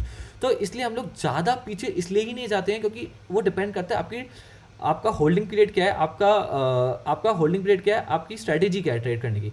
मेरी स्ट्रैटेजी है कि मुझे एंट्री और एग्जिट अपने जो भी मैं ट्रेड लेता हूँ मुझे 15 से 30 दिन के अंदर वो क्लोज करना है। तो मैं इतना पीछे 2018 तक जाऊँगा नहीं, बट ऑल्दो मैंने देखा कि यहाँ पे एक बहुत स्ट्रॉन्ग एक स्ट्रॉन्ग सपोर्ट है, इसलिए मैंने ये लेवल्स मार्क कर दिया आपको सिखाने के लिए। अब देखिए, यहाँ पे एक टेल है, यहाँ पे एक टेल है, यहाँ पे एक टेल है, तो हर एक टेल के मतलब मैं कोशिश करूँ कि इस टेल का जो सबसे लो है उस पर मार्क करूँ, इस टेल के लो पे मार्क करूँ। इससे अच्छा मैं क्या करूँगा, मैं देखूँगा कि यहाँ पे एवरेज टर्न कहाँ से हो रहा है। अब देखिए, यहाँ पे भी ये वाली कैंडल्स यहाँ पे, तो मैं इस वाली जो को इधर मूव कर दूंगा, राइट, क्योंकि यहाँ पर most of the time price turn हुआ है और देखिए यहाँ पर भी बॉडी ने यहाँ से टर्न लिया है। तो मैं रादर कि मैं इस कैंडल के बिल्कुल नीचे ड्रॉ करूँ, मैंने यहीं पे डेवलप कर दी, यहाँ पे प्लॉट कर दिया, क्योंकि आप देखेंगे यहाँ पर भी यहाँ से रिटर्न हो गया, यहाँ से रिटर्न हो गया, बट एक बार इसने इस लेवल से भी नीचे गया था, ये जो कि ये लेवल्स इस लेवल्स के इस लाइन के पर्टिकुलर लाइन के नीचे गया था, बट तुरंत वापस आ गया था क्योंकि उस लेवल पे उसने क्लोज नहीं किया। तो इसलिए मैं रादर हाइस और लोज को कैंडल की कनेक्ट करने की मैं कोशिश करूँगा कि काफ़ी सारी टेल मेरी लाइन को क्रॉस करें, जिससे कि मुझे एक एवरेज टर्निंग पॉइंट मिल जाए मार्केट का, ठीक है। तो मैंने इसलिए इसको नीचे की जगह थोड़ा सा ऊपर प्लॉट किया और देखिए यहाँ पे कितनी सारी टेल्स मेरी टच हो रही हैं, और पर बॉडी टच नहीं हो रही, बट काफ़ी सारी टेल्स टच हो रही है कैंडल की, राइट गाइस। अब मैंने ये यहाँ पे मैप कर दिया। अब हम आते हैं अपने लिए, अब हम लोग अपने हिसाब से जो 15 to 30 डेज़ के, अब हमारे लिए लेवल्स ये वाले ज़्यादा रेलिवेंट हैं रादर कि हम लोग 350 के लेवल्स पे मार्क करें, क्योंकि अभी रीसेंट कैंडल्स ज़्यादा इंपॉर्टेंट है, क्योंकि वीकली टाइम फ्रेम है और वीकली टाइम फ्रेम में इतना पीछे जाके हम लोग को 350 लेवल्स पे हमारे लिए रेलिवेंट नहीं है, बिकॉज हमारा होल्डिंग पीरियड 15 to 30 डेज़ है। बट जिसका होल्डिंग पीरियड 2 साल 5 साल हो सकता है, उसके लिए ये लेवल्स भी रेलिवेंट हो सकते हैं, ठीक है। तो मैं अपना देखूंगा कि यहाँ पर एक अपना लेवल मार्क करूँगा। देखिए यहाँ पर भी एक कितनी बड़ी टेल है। बड़ी टेल का मतलब क्या है कि प्राइजेस नीचे गए बट वहाँ से रिजेक्शन आई और तुरंत इतनी शार्प रिकवरी हुई, यहाँ पर क्लोज होगा। ठीक है, यहाँ पे क्लोज हो गया। ओपन ऑल दो यहाँ पे हुआ था, उससे नीचे हुआ इसलिए रेड कैंडल है, बट नीचे बहुत काफ़ी गया, बट तेज़ी से डिमांड आई इसलिए इसने लॉन्ग टेल बनाई है। राइट गाइस, तो इसमें मैं यहाँ पर अपना वीकली लेवल्स मैं यहाँ पे मार्क कर देता हूँ। ठीक है, मैंने यहाँ पे अपने वीकली लेवल्स मार्क कर दिए। स्ट्रॉन्ग, ये मुझे स्ट्रॉन्ग, एक मिनट सेलेक्ट कर लेता हूँ।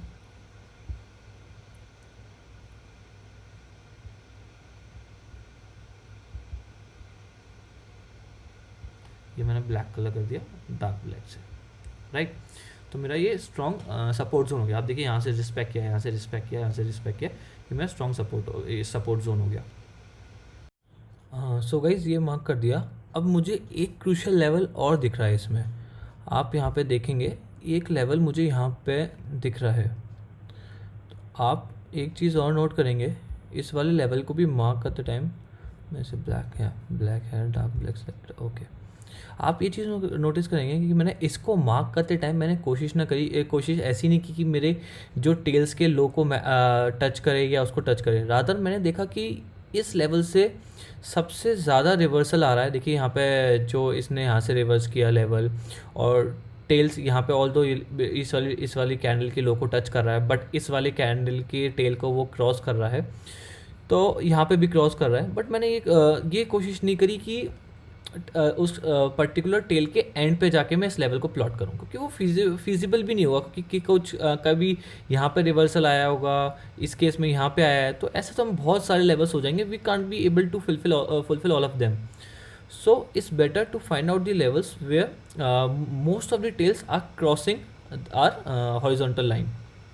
राइट गाइस, सो मैंने ये और मार्क कर दिया यहाँ पे जो मुझे इंपॉर्टेंट दिख रहा था, मैंने ये लेवल यहाँ पे और मार्क कर दिए, और मेरे को दो इंपॉर्टेंट लेवल मिल गए इस वीकली टाइम फ्रेम के हिसाब से। नाउ वीकली टाइम फ्रेम के हिसाब से now I will switch to daily time frame, one day time frame. मैंने यहाँ पे one day time frame select किया, net is little bit slow here, या सो मैंने ये डेली टाइम फ्रेम प्लॉट किया। अब यहाँ पे देखिए, जब मैं डेली प्लॉट करा था तो मुझे तो पता नहीं था कि ये लेवल्स कैसे रिस्पेक्ट किए हैं डेली टाइम फ्रेम पे, बट आप देखिए अब यहाँ पे आप ऑब्जर्व करेंगे ये वाले लेवल्स कितनी बार रिस्पेक्ट हुए हैं डेली कैंडल से। यू विल सी यहाँ पे हाई, यहाँ पे हाई बनाया, फिर यहाँ पे गिर गया, फिर यहाँ पे कैंडल ने नीचे से भी रिस्पेक्ट किया, ऊपर से भी रिस्पेक्ट किया, फिर यहाँ पे इसके बाद यहाँ पे आप देखिए कि कोविड क्राइसिस की वजह से फॉल आई थी, जो कि नेचुरल नहीं थी। बाकी आप देखिए यहाँ पे देखेंगे, यहाँ पे जब रिकवर किया इस रेंज में कितनी टाइम रहा है, थोड़ा सा ऊपर गया फिर वापस इसी रेंज में आ गया। इस टाइम में ये HDFC लाइफ का शेयर कितनी बार इस रेंज में रहा है और ये वाले लेवल और इस वाले लेवल को रिस्पेक्ट किया है। राइट गाइस, तो जो हमने वीकली टाइम फ्रेम पे प्लॉट करते वो लेवल्स, वो देखेंगे आप डेली टाइम फ्रेम के हिसाब से कैंडल्स कितनी बार रिस्पेक्ट कर रही हैं। आप खुद ट्राई कीजिएगा, आप खुद ड्रॉ करके देखिएगा, कोई भी रैंडम स्टॉक पकड़ लीजिएगा, रैंडम कमोडिटी पकड़ेगा, आपको खुद ऑब्जर्व कर पाओगे कि जो आप वीकली टाइम फ्रेम पे, लॉन्गर टाइम फ्रेम पे प्लॉट करोगे वो शॉर्टर टाइम पीरियड पे हमेशा रिस्पेक्ट होगा, most of the time respect होगा। बट अब हमने एक चीज़ और ऑब्जर्व करी, वीकली टाइम फ्रेम पे कुछ ऐसे लेवल्स थे जो इतने एविडेंट नहीं थे, बट यहाँ पे हमें मिल रहे हैं। जैसे एक लेवल मुझे और दिख रहा है, वो ये वाला, ये लेवल इतना एविडेंट नहीं था वीकली पे। अब मैं इसको इसका कलर चेंज कर दूंगा, मैं इसको ग्रे कर दूंगा, ठीक है, मैं इसको लाइट ग्रे कर दिया। अब ये लेवल देखिए डेली टाइम फ्रेम पे मुझे काफ़ी ज़्यादा एविडेंटली दिख रहा है, तो मुझे ये शॉर्ट टर्म एक रेजिस्टेंस जोन ये भी लग रहा है, जो कि देखिए ये सपोर्ट और रेजिस्टेंस लेवल लग रहा है मुझे। और यहाँ पे देखिए ये वाला कितनी बार सपोर्ट लिया है इसने भी अपने डेली टाइम फ्रेम पे कितनी बार सपोर्ट लिया है। यहाँ पर भी इसको ब्रेक करने में प्रॉब्लम हुई है। देखो जो पहले सपोर्ट था मैंने बताया वो बाद में एज अ रेजिस्टेंस एक्ट करता है, तो जो यहाँ पे ये सपोर्ट एक्ट कर रहा था वो यहाँ पे देखो रेजिस्टेंस एक्ट कर रहा है और ये कंसोलिडेट हो रहा है, यहाँ पे ब्रेक नहीं कर पा रहा है। फिर एकदम कुछ न्यूज़ आई थी इसमें और ये देखिए कितना इसने गैप अप ओपनिंग दिया, इसको ब्रेक कर दिया इस लेवल को। उससे पहले देखिए उसी लेवल के इर्द गिर्द वो घूम रहा था, but some news came and this levels and there was a gap up opening and these levels were broken, these levels were broken with volume। अब आप ये देखेंगे अब मैंने भी इस लेवल पे एंट्री ली थी 3 जुलाई के आसपास, मैंने भी इसी लेवल पे एग्जैक्ट मैंने यहाँ पे करीब 583 के पास मैंने डिलीवरी ले रखी है, अभी भी मेरे पास है, मेरे पोर्टफोलियो में एडेड है। तो अब देखिए इसके बाद से देखिए इसने हाई हाई बनाया जा रहा है, ये यहाँ पे थोड़ा कंसोलिडेट कर रहा है, बट फिर इसका थोड़ा लेवल्स ऊपर रीच किया है। तो मेरे को मेरा लगभग एक्सपेक्टेड टारगेट इससे 650 का है, जो 15 से 30 दिन के अंदर आना चाहिए। मैंने यहाँ पे एंट्री करी हुई है HDFC लाइफ में इसी कैंडल पे, जिस दिन इसने ये ब्रेकआउट दिया था, ये जो मैंने मार्क कर रखा था ये लेवल, ये ब्रेकआउट दिया था, इसके बाद मैंने एंट्री करी थी। अराउंड मेरी कॉस्ट है करीब 584 के अराउंड मेरी बाइक कॉस्ट है, और मेरा टारगेट लेके चल रहा हूँ मैं 650 का, और मेरा स्टॉप लॉस रहेगा यहाँ पे 550 का, बिकॉज ये सपोर्ट जब भी अगर प्राइस नीचे आता भी है तो ये एज अ सपोर्ट एक्ट करेगा, और ये सपोर्ट एक्ट करेगा, और इसको ब्रेक करने में बहुत मुश्किल होगी। अगर वो इन केस ब्रेक कर जाता है तो मैं अपनी पोजीशन एग्जिट कर लूँगा और अपना लॉस बुक कर लूँगा। मेरा टारगेट 650 का, जो कि मुझे लग रहा है कुछ टाइम पीरियड में अचीव होना चाहिए। So guys, I think I have given you a good idea of how to plot horizontal support and resistance on the chart. Again, if you need any more help, you can write to us anytime. I'll give you my contact details and you can ask any queries which you have. So guys, I have covered till here. Now let's lead the next line.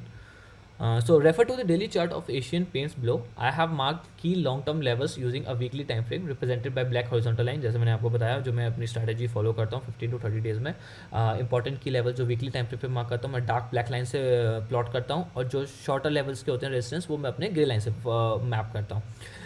And then shorter term level using the daily time frame. ये मैंने Asian Paints का chart है, same strategy वही मैंने weekly time frame पे यहाँ पे mark किए हैं लेवल्स, ये आप देखिएगा, इसको स्टडी कीजिएगा, और फिर आप खुद एशियन पेंट्स का चार्ट खोलेगा, फिर अपने हिसाब से भी प्लॉट करके कोशिश कीजिएगा, देखिए आप लेवल्स मैच हो रहे हैं या नहीं। Right guys, the above picture is of a daily time frame and you will observe that black horizontal lines marked using a weekly time frame are being respected by number of daily price bars। जैसे मैंने बताया weekly time frame पे हम जो level mark करते हैं daily price, most of the daily price bars उसको respect करती हैं। Identifying the current support and resistance level requires patience and one should practice drawing it before taking the actual trade based upon time। जैसे मैंने बताया, मैंने अपनी previous videos में बताया, पहले प्रैक्टिस कीजिए, ये जो कॉन्सेप्ट सारे जो हम इस पूरे प्राइस एक्शन ट्रेडिंग कोर्स में पढ़ा रहे हैं इन सब की अच्छे से प्रैक्टिस करिए, तभी जब आपको लगे कि कुछ कॉन्फिडेंस आए उसके बाद पेपर ट्रेडिंग शुरू कीजिए। पेपर ट्रेडिंग के बाद ही आपको फाइनल ट्रेड्स लेने हैं, वो मैं अपनी लास्ट वीडियो पहली इंट्रोडक्शन वीडियो में आपको बता चुका हूँ कि आपको क्या स्ट्रैटेजी लगनी है, कैसे आपको अपने ट्रेड्स की क्वांटिटी बढ़ानी है, कैसे पहले पेपर ट्रेडिंग से स्टार्ट करनी है। तो सपोर्ट एंड रेजिस्टेंस के लिए भी पहले आप सपोर्ट एंड रेजिस्टेंस को प्रैक्टिस कीजिए, फिर देखिए जो आपने सपोर्ट एंड रेजिस्टेंस मैप करें हैं वेदर दे आर वर्किंग और नॉट। अकॉर्डिंगली जब आपको कॉन्फिडेंस आ जाए, आपको जब प्रैक्टिस हो जाए, आपको लगे कि नहीं मैं अच्छे से मैप कर पा रहा हूँ, I am able to identify the correct support and resistance level even the event zones, तब आप अपना ट्रेड लीजिए उसके बेसिस पे, और अपना प्रॉफिट और स्टॉप लॉस और प्रॉफिट टारगेट अकॉर्डिंगली सेट कीजिए। सो बेसिकली अब एक क्वेश्चन आता है कि हम सपोर्ट एंड रेजिस्टेंस को इतना डिस्कस कर रहे हैं, मैंने भी बोला it is the core of price action trading, it is a crucial part, it is very important if you want to be a successful price action trader. Then again comes the question, can we trade only on the basis of support and resistance? क्या हम लोग सिर्फ support and resistance के basis पर trade कर सकते हैं? देखिए सपोर्ट एंड रेजिस्टेंस एक क्रूशियल लेवल, एक इंपॉर्टेंट एरिया और लेवल बताते हैं चार्ट पे, जो हमें आइडेंटिफाई करने ही होते हैं। उसके अलावा कुछ हमें सिग्नल्स का वेट करना होता है उस एरिया और उस पर्टिकुलर जोन में, देन अकॉर्डिंगली हम लोग ट्रेड लेते हैं। सिर्फ सपोर्ट एंड रेजिस्टेंस के लेवल पे हम लोग ट्रेड नहीं ले सकते। जैसे मैं आपको बताऊं, अब कई बार, अब जैसे मैं बोलूँ यहाँ पर ये जो लेवल था, ये जो लेवल था ये ब्रेक हुआ, ये यहाँ पर ये ब्रेक हुआ है, देखा जाए तो ये ब्रेक हुआ है, यहाँ पे ब्रेक हुआ है, तो अगर मैं यहाँ पे लॉन्ग पोजीशन ले लेता तो मेरा लॉस हो जाता, क्योंकि नेक्स्ट डे वो नीचे आ गया। हम लोग कुछ सिग्नल्स का भी वॉच करेंगे। अब यहाँ पे अगर हम लोग एक सिग्नल देखें तो इसने ब्रेक जरूर किया यहाँ पर, बट यहाँ पर इसका टेल देखिए, अपर टेल कितनी बड़ी है, इससे पता चलता है कि हमें हायर प्राइजेस पे रिजेक्शन आ रहा है। तो हमारे बहुत सारे प्राइस एक्शन सिग्नल होते हैं, वो हमें इस पर्टिकुलर एरिया में ऑब्जर्व करने होते हैं। ये लेवल्स बहुत क्रूशियल हैं, we have to wait till the price reaches this level and we have to wait for a price action signal to form.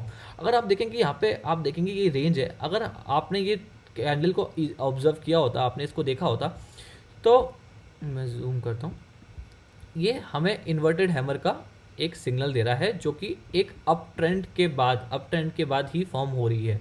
तो कहीं ना कहीं हमें लग रहा है कि यार प्राइस गिरेंगे फिर से, तो हम लोग नेक्स्ट कैंडल देखते हैं। अगर यहाँ पे चलो माना आपने ट्रेड नहीं लिया, आप डाउट होगा कि यहाँ पर लेवल ब्रेक हो गया, हमने देखा यहाँ पे एक candle stick doji candle stick form हुई, यहाँ पे भी एक डोजी कैंडल स्टिक फॉर्म हुई, यहाँ पे भी। फिर जब देखेंगे कि ये यहाँ पे ब्रेक करा है, वापस से अपने रेजिस्टेंस लेवल था उसके नीचे आ रहा है, वापस से अपनी जोन में आ रहा है, तो हम यहाँ पे एक शॉर्ट एंट्री ले सकते थे। अगर हम यहाँ पे सेल करते तो देखिए हमारा नेक्स्ट टारगेट है वो रीच होता और हमारा प्रॉफिट बुक होता।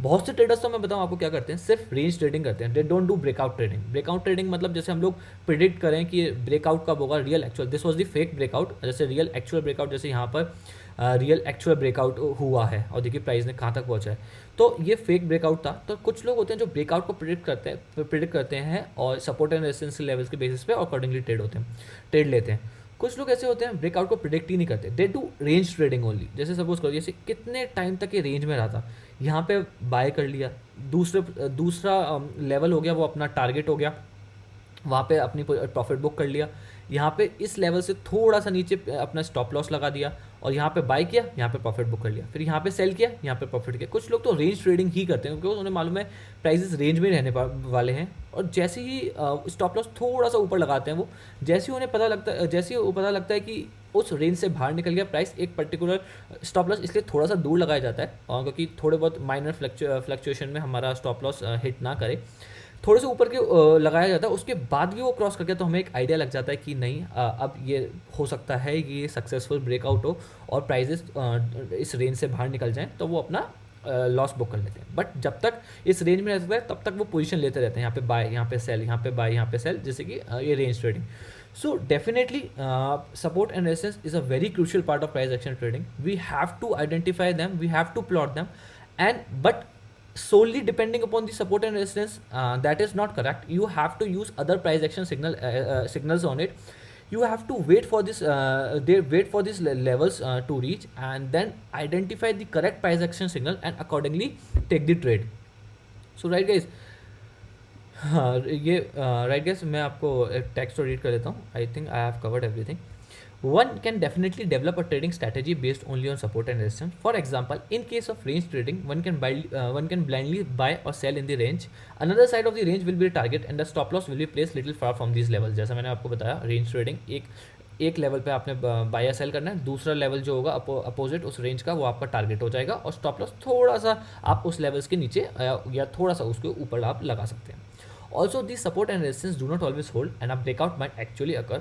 Once a support or resistance is broken, another level is established which act as a new support and resistance. Most of the traders try to predict the breakout and accordingly develop a price action trading strategy. जैसे मैंने बताया कि breakout actual breakout भी हो सकता है, कभी जरूरी नहीं हमेशा ये रेंज में रहे, कभी ना कभी ब्रेकआउट होगा. और बहुत से ट्रेडर ब्रेकआउट ट्रेडिंग ही करते हैं और बहुत से ट्रेडर रेंज ट्रेडिंग करते हैं और कुछ ट्रेडर दोनों चीज़ करते हैं.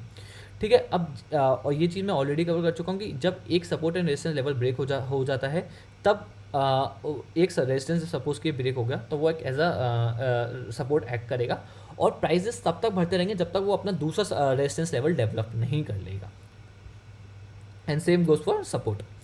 Support and resistance also help us to determine the risk and reward of our trade, and as we can test, and we can place our stop loss as well as the profit target based upon them. जैसे मैंने बताया कि support and resistance से हमें idea रहता है आप लोगों को टारगेट का. जैसे मैंने आपका बताया मैंने अपना ट्रेड यहाँ पे ले रखा है, राइट, और मेरा यहाँ पर स्टॉप लॉस प्लेस्ड है. यहाँ पर मेरा स्टॉप लॉस इसलिए प्लेस्ड है क्योंकि मुझे मालूम है ये रेजिस्टेंस है, ये बाद में एज अ सपोर्ट एक्ट करेगा और यहाँ से गिरना प्राइस के लिए बहुत मुश्किल होगा. तो यहाँ पे आ भी जाता है तो वापस से बाउंस बैक ज़रूर करना चाहिए. अगर इनकेस ब्रेक कर जाए सपोर्ट वो ब्रेक कर देता है तो मेरा स्टॉप लॉस हिट हो जाएगा और मैं अपना लॉस बुक कर लूँगा. बट ये एट द एंड ये सपोर्ट एंड रेजिस्टेंस क्या कर रहा है? सपोर्ट एंड रेजिस्टेंस मुझे हेल्प कर रहा है डिटरमाइन करने में कि मेरा स्टॉप लॉस कहाँ पे होना चाहिए, मेरा टारगेट कहाँ पे होना चाहिए. मेरा टारगेट मैंने अपना 650 का टारगेट रखा हुआ है जो कि इसका लगभग ऑल टाइम हाई के पास ही है. देखिए आप ऑल टाइम हाई देखेंगे, यहाँ पे देखिए ये 650 के आसपास इसका ऑल टाइम हाई है और मुझे पता है यहाँ पे जब ये पहुँचेगा तो यहाँ पे सप्लाई बढ़ेगी. और जैसे ही ऑल टाइम हाई है तो आप देखिए पहले भी कितनी बार यहाँ पे पहुँच के इसने वापसी करी है, यहाँ पे पहुँच के वापसी की है. तो मुझे मालूम है जब भी ये प्राइस पहुँचेगा यहाँ पे सप्लाई बढ़ेगी और प्राइजेस वापस से नीचे आएंगे. तो ये मेरा टारगेट है, मैं अपना यहाँ पे प्रॉफिट बुक कर लूँगा, मैं वेट नहीं करूँगा. राइट, क्योंकि वहाँ से एक बार पहुँचने के बाद बहुत ज़्यादा हाई चांसेस हैं 650 के लेवल पहुँचने के बाद कि प्रॉफिट बुकिंग आएगी। एटलीस्ट ये कंसोलिडेट करेगा, पॉज लेगा ये अपना अप ट्रेंड कंटिन्यू करने से पहले, या फिर चांसेस हैं कि ये वापस रिवर्सल ही दिखा दे। तो मैं मोस्ट ऑफ द टाइम क्या करता हूँ, मैं अपना 50% प्रॉफिट उस लेवल पे बुक कर लेता हूँ और 50% में होल्ड करता हूँ कि ये देखने के लिए कि वो पॉज लेके ट्रेंड अपना अप डायरेक्शन में कंटिन्यू कर रहा है या रिवर्सल ले रहा है। अगर वो रिवर्सल ले रहा होता है तो मैं अपना 100% प्रॉफिट बुक कर लेता हूँ थोड़े से कम प्राइस पे, क्योंकि 50% तो मैंने 650 पे बुक कर लिया। बाकी मैं 2-3 कैंडल्स फॉर्म होने का वेट करूँगा डेली कैंडल से, अकॉर्डिंगली अपने लोअर लेवल्स पे प्रॉफिट बुक कर लूँगा, जैसे 635 640 पे। इन केस वो कंसोलिडेट करके वापस जाता है तो हो सकता है 700 मेरा नेक्स्ट टारगेट बन जाए और मैं तब तक उसका होल्ड करूँगा remaining 50% of the quantity. Right guys, so I think I have covered this. Yeah, support and resistance also help us to determine the risk and rewards of our trade, and we can place a stop loss as well as the profit target based upon them. Overall, support and resistance is a crucial part of price action trading, and one must learn to identify them in order to be a successful price action trader. As I have told you so many times in this video, support and resistance is very crucial, and there are different forms of support and resistance like the horizontal lines, trend lines, and even the moving averages. So guys, you have to learn all the support and resistances. The idea is to find out what levels are accurate for horizontal lines and which moving average is correct for taking the trade for your trade as per the strategy. Like I take a positional trade and my holding period is 15 to 30 days. That's why I prefer 21 days EMA and 55 DMA, EMA. I use them as my event zones, 21 EMA and 55 EMA. So accordingly, if a person has a different holding period, so the moving averages will change, his strategy will change. So the catch here is you have to identify the right moving average for you. You have to identify the right horizontal lines for you, and then the trend line is little bit tricky. You have to learn how to draw a trend line. It is a little bit tricky. You have to plot 2 points and then extend it into the future. I will try to cover it in my upcoming videos, but it was not a part of discussion for this video. So guys, I think I have made everything clear regarding the support and resistance. Practice it. If you have any queries, reach out to me, reach out to my team. Definitely we will help you out. And I definitely believe if you practice it over a period of time, and then you can easily master this support and resistance strategy. So guys, thank you, and I'll meet you in the next video. Thank you.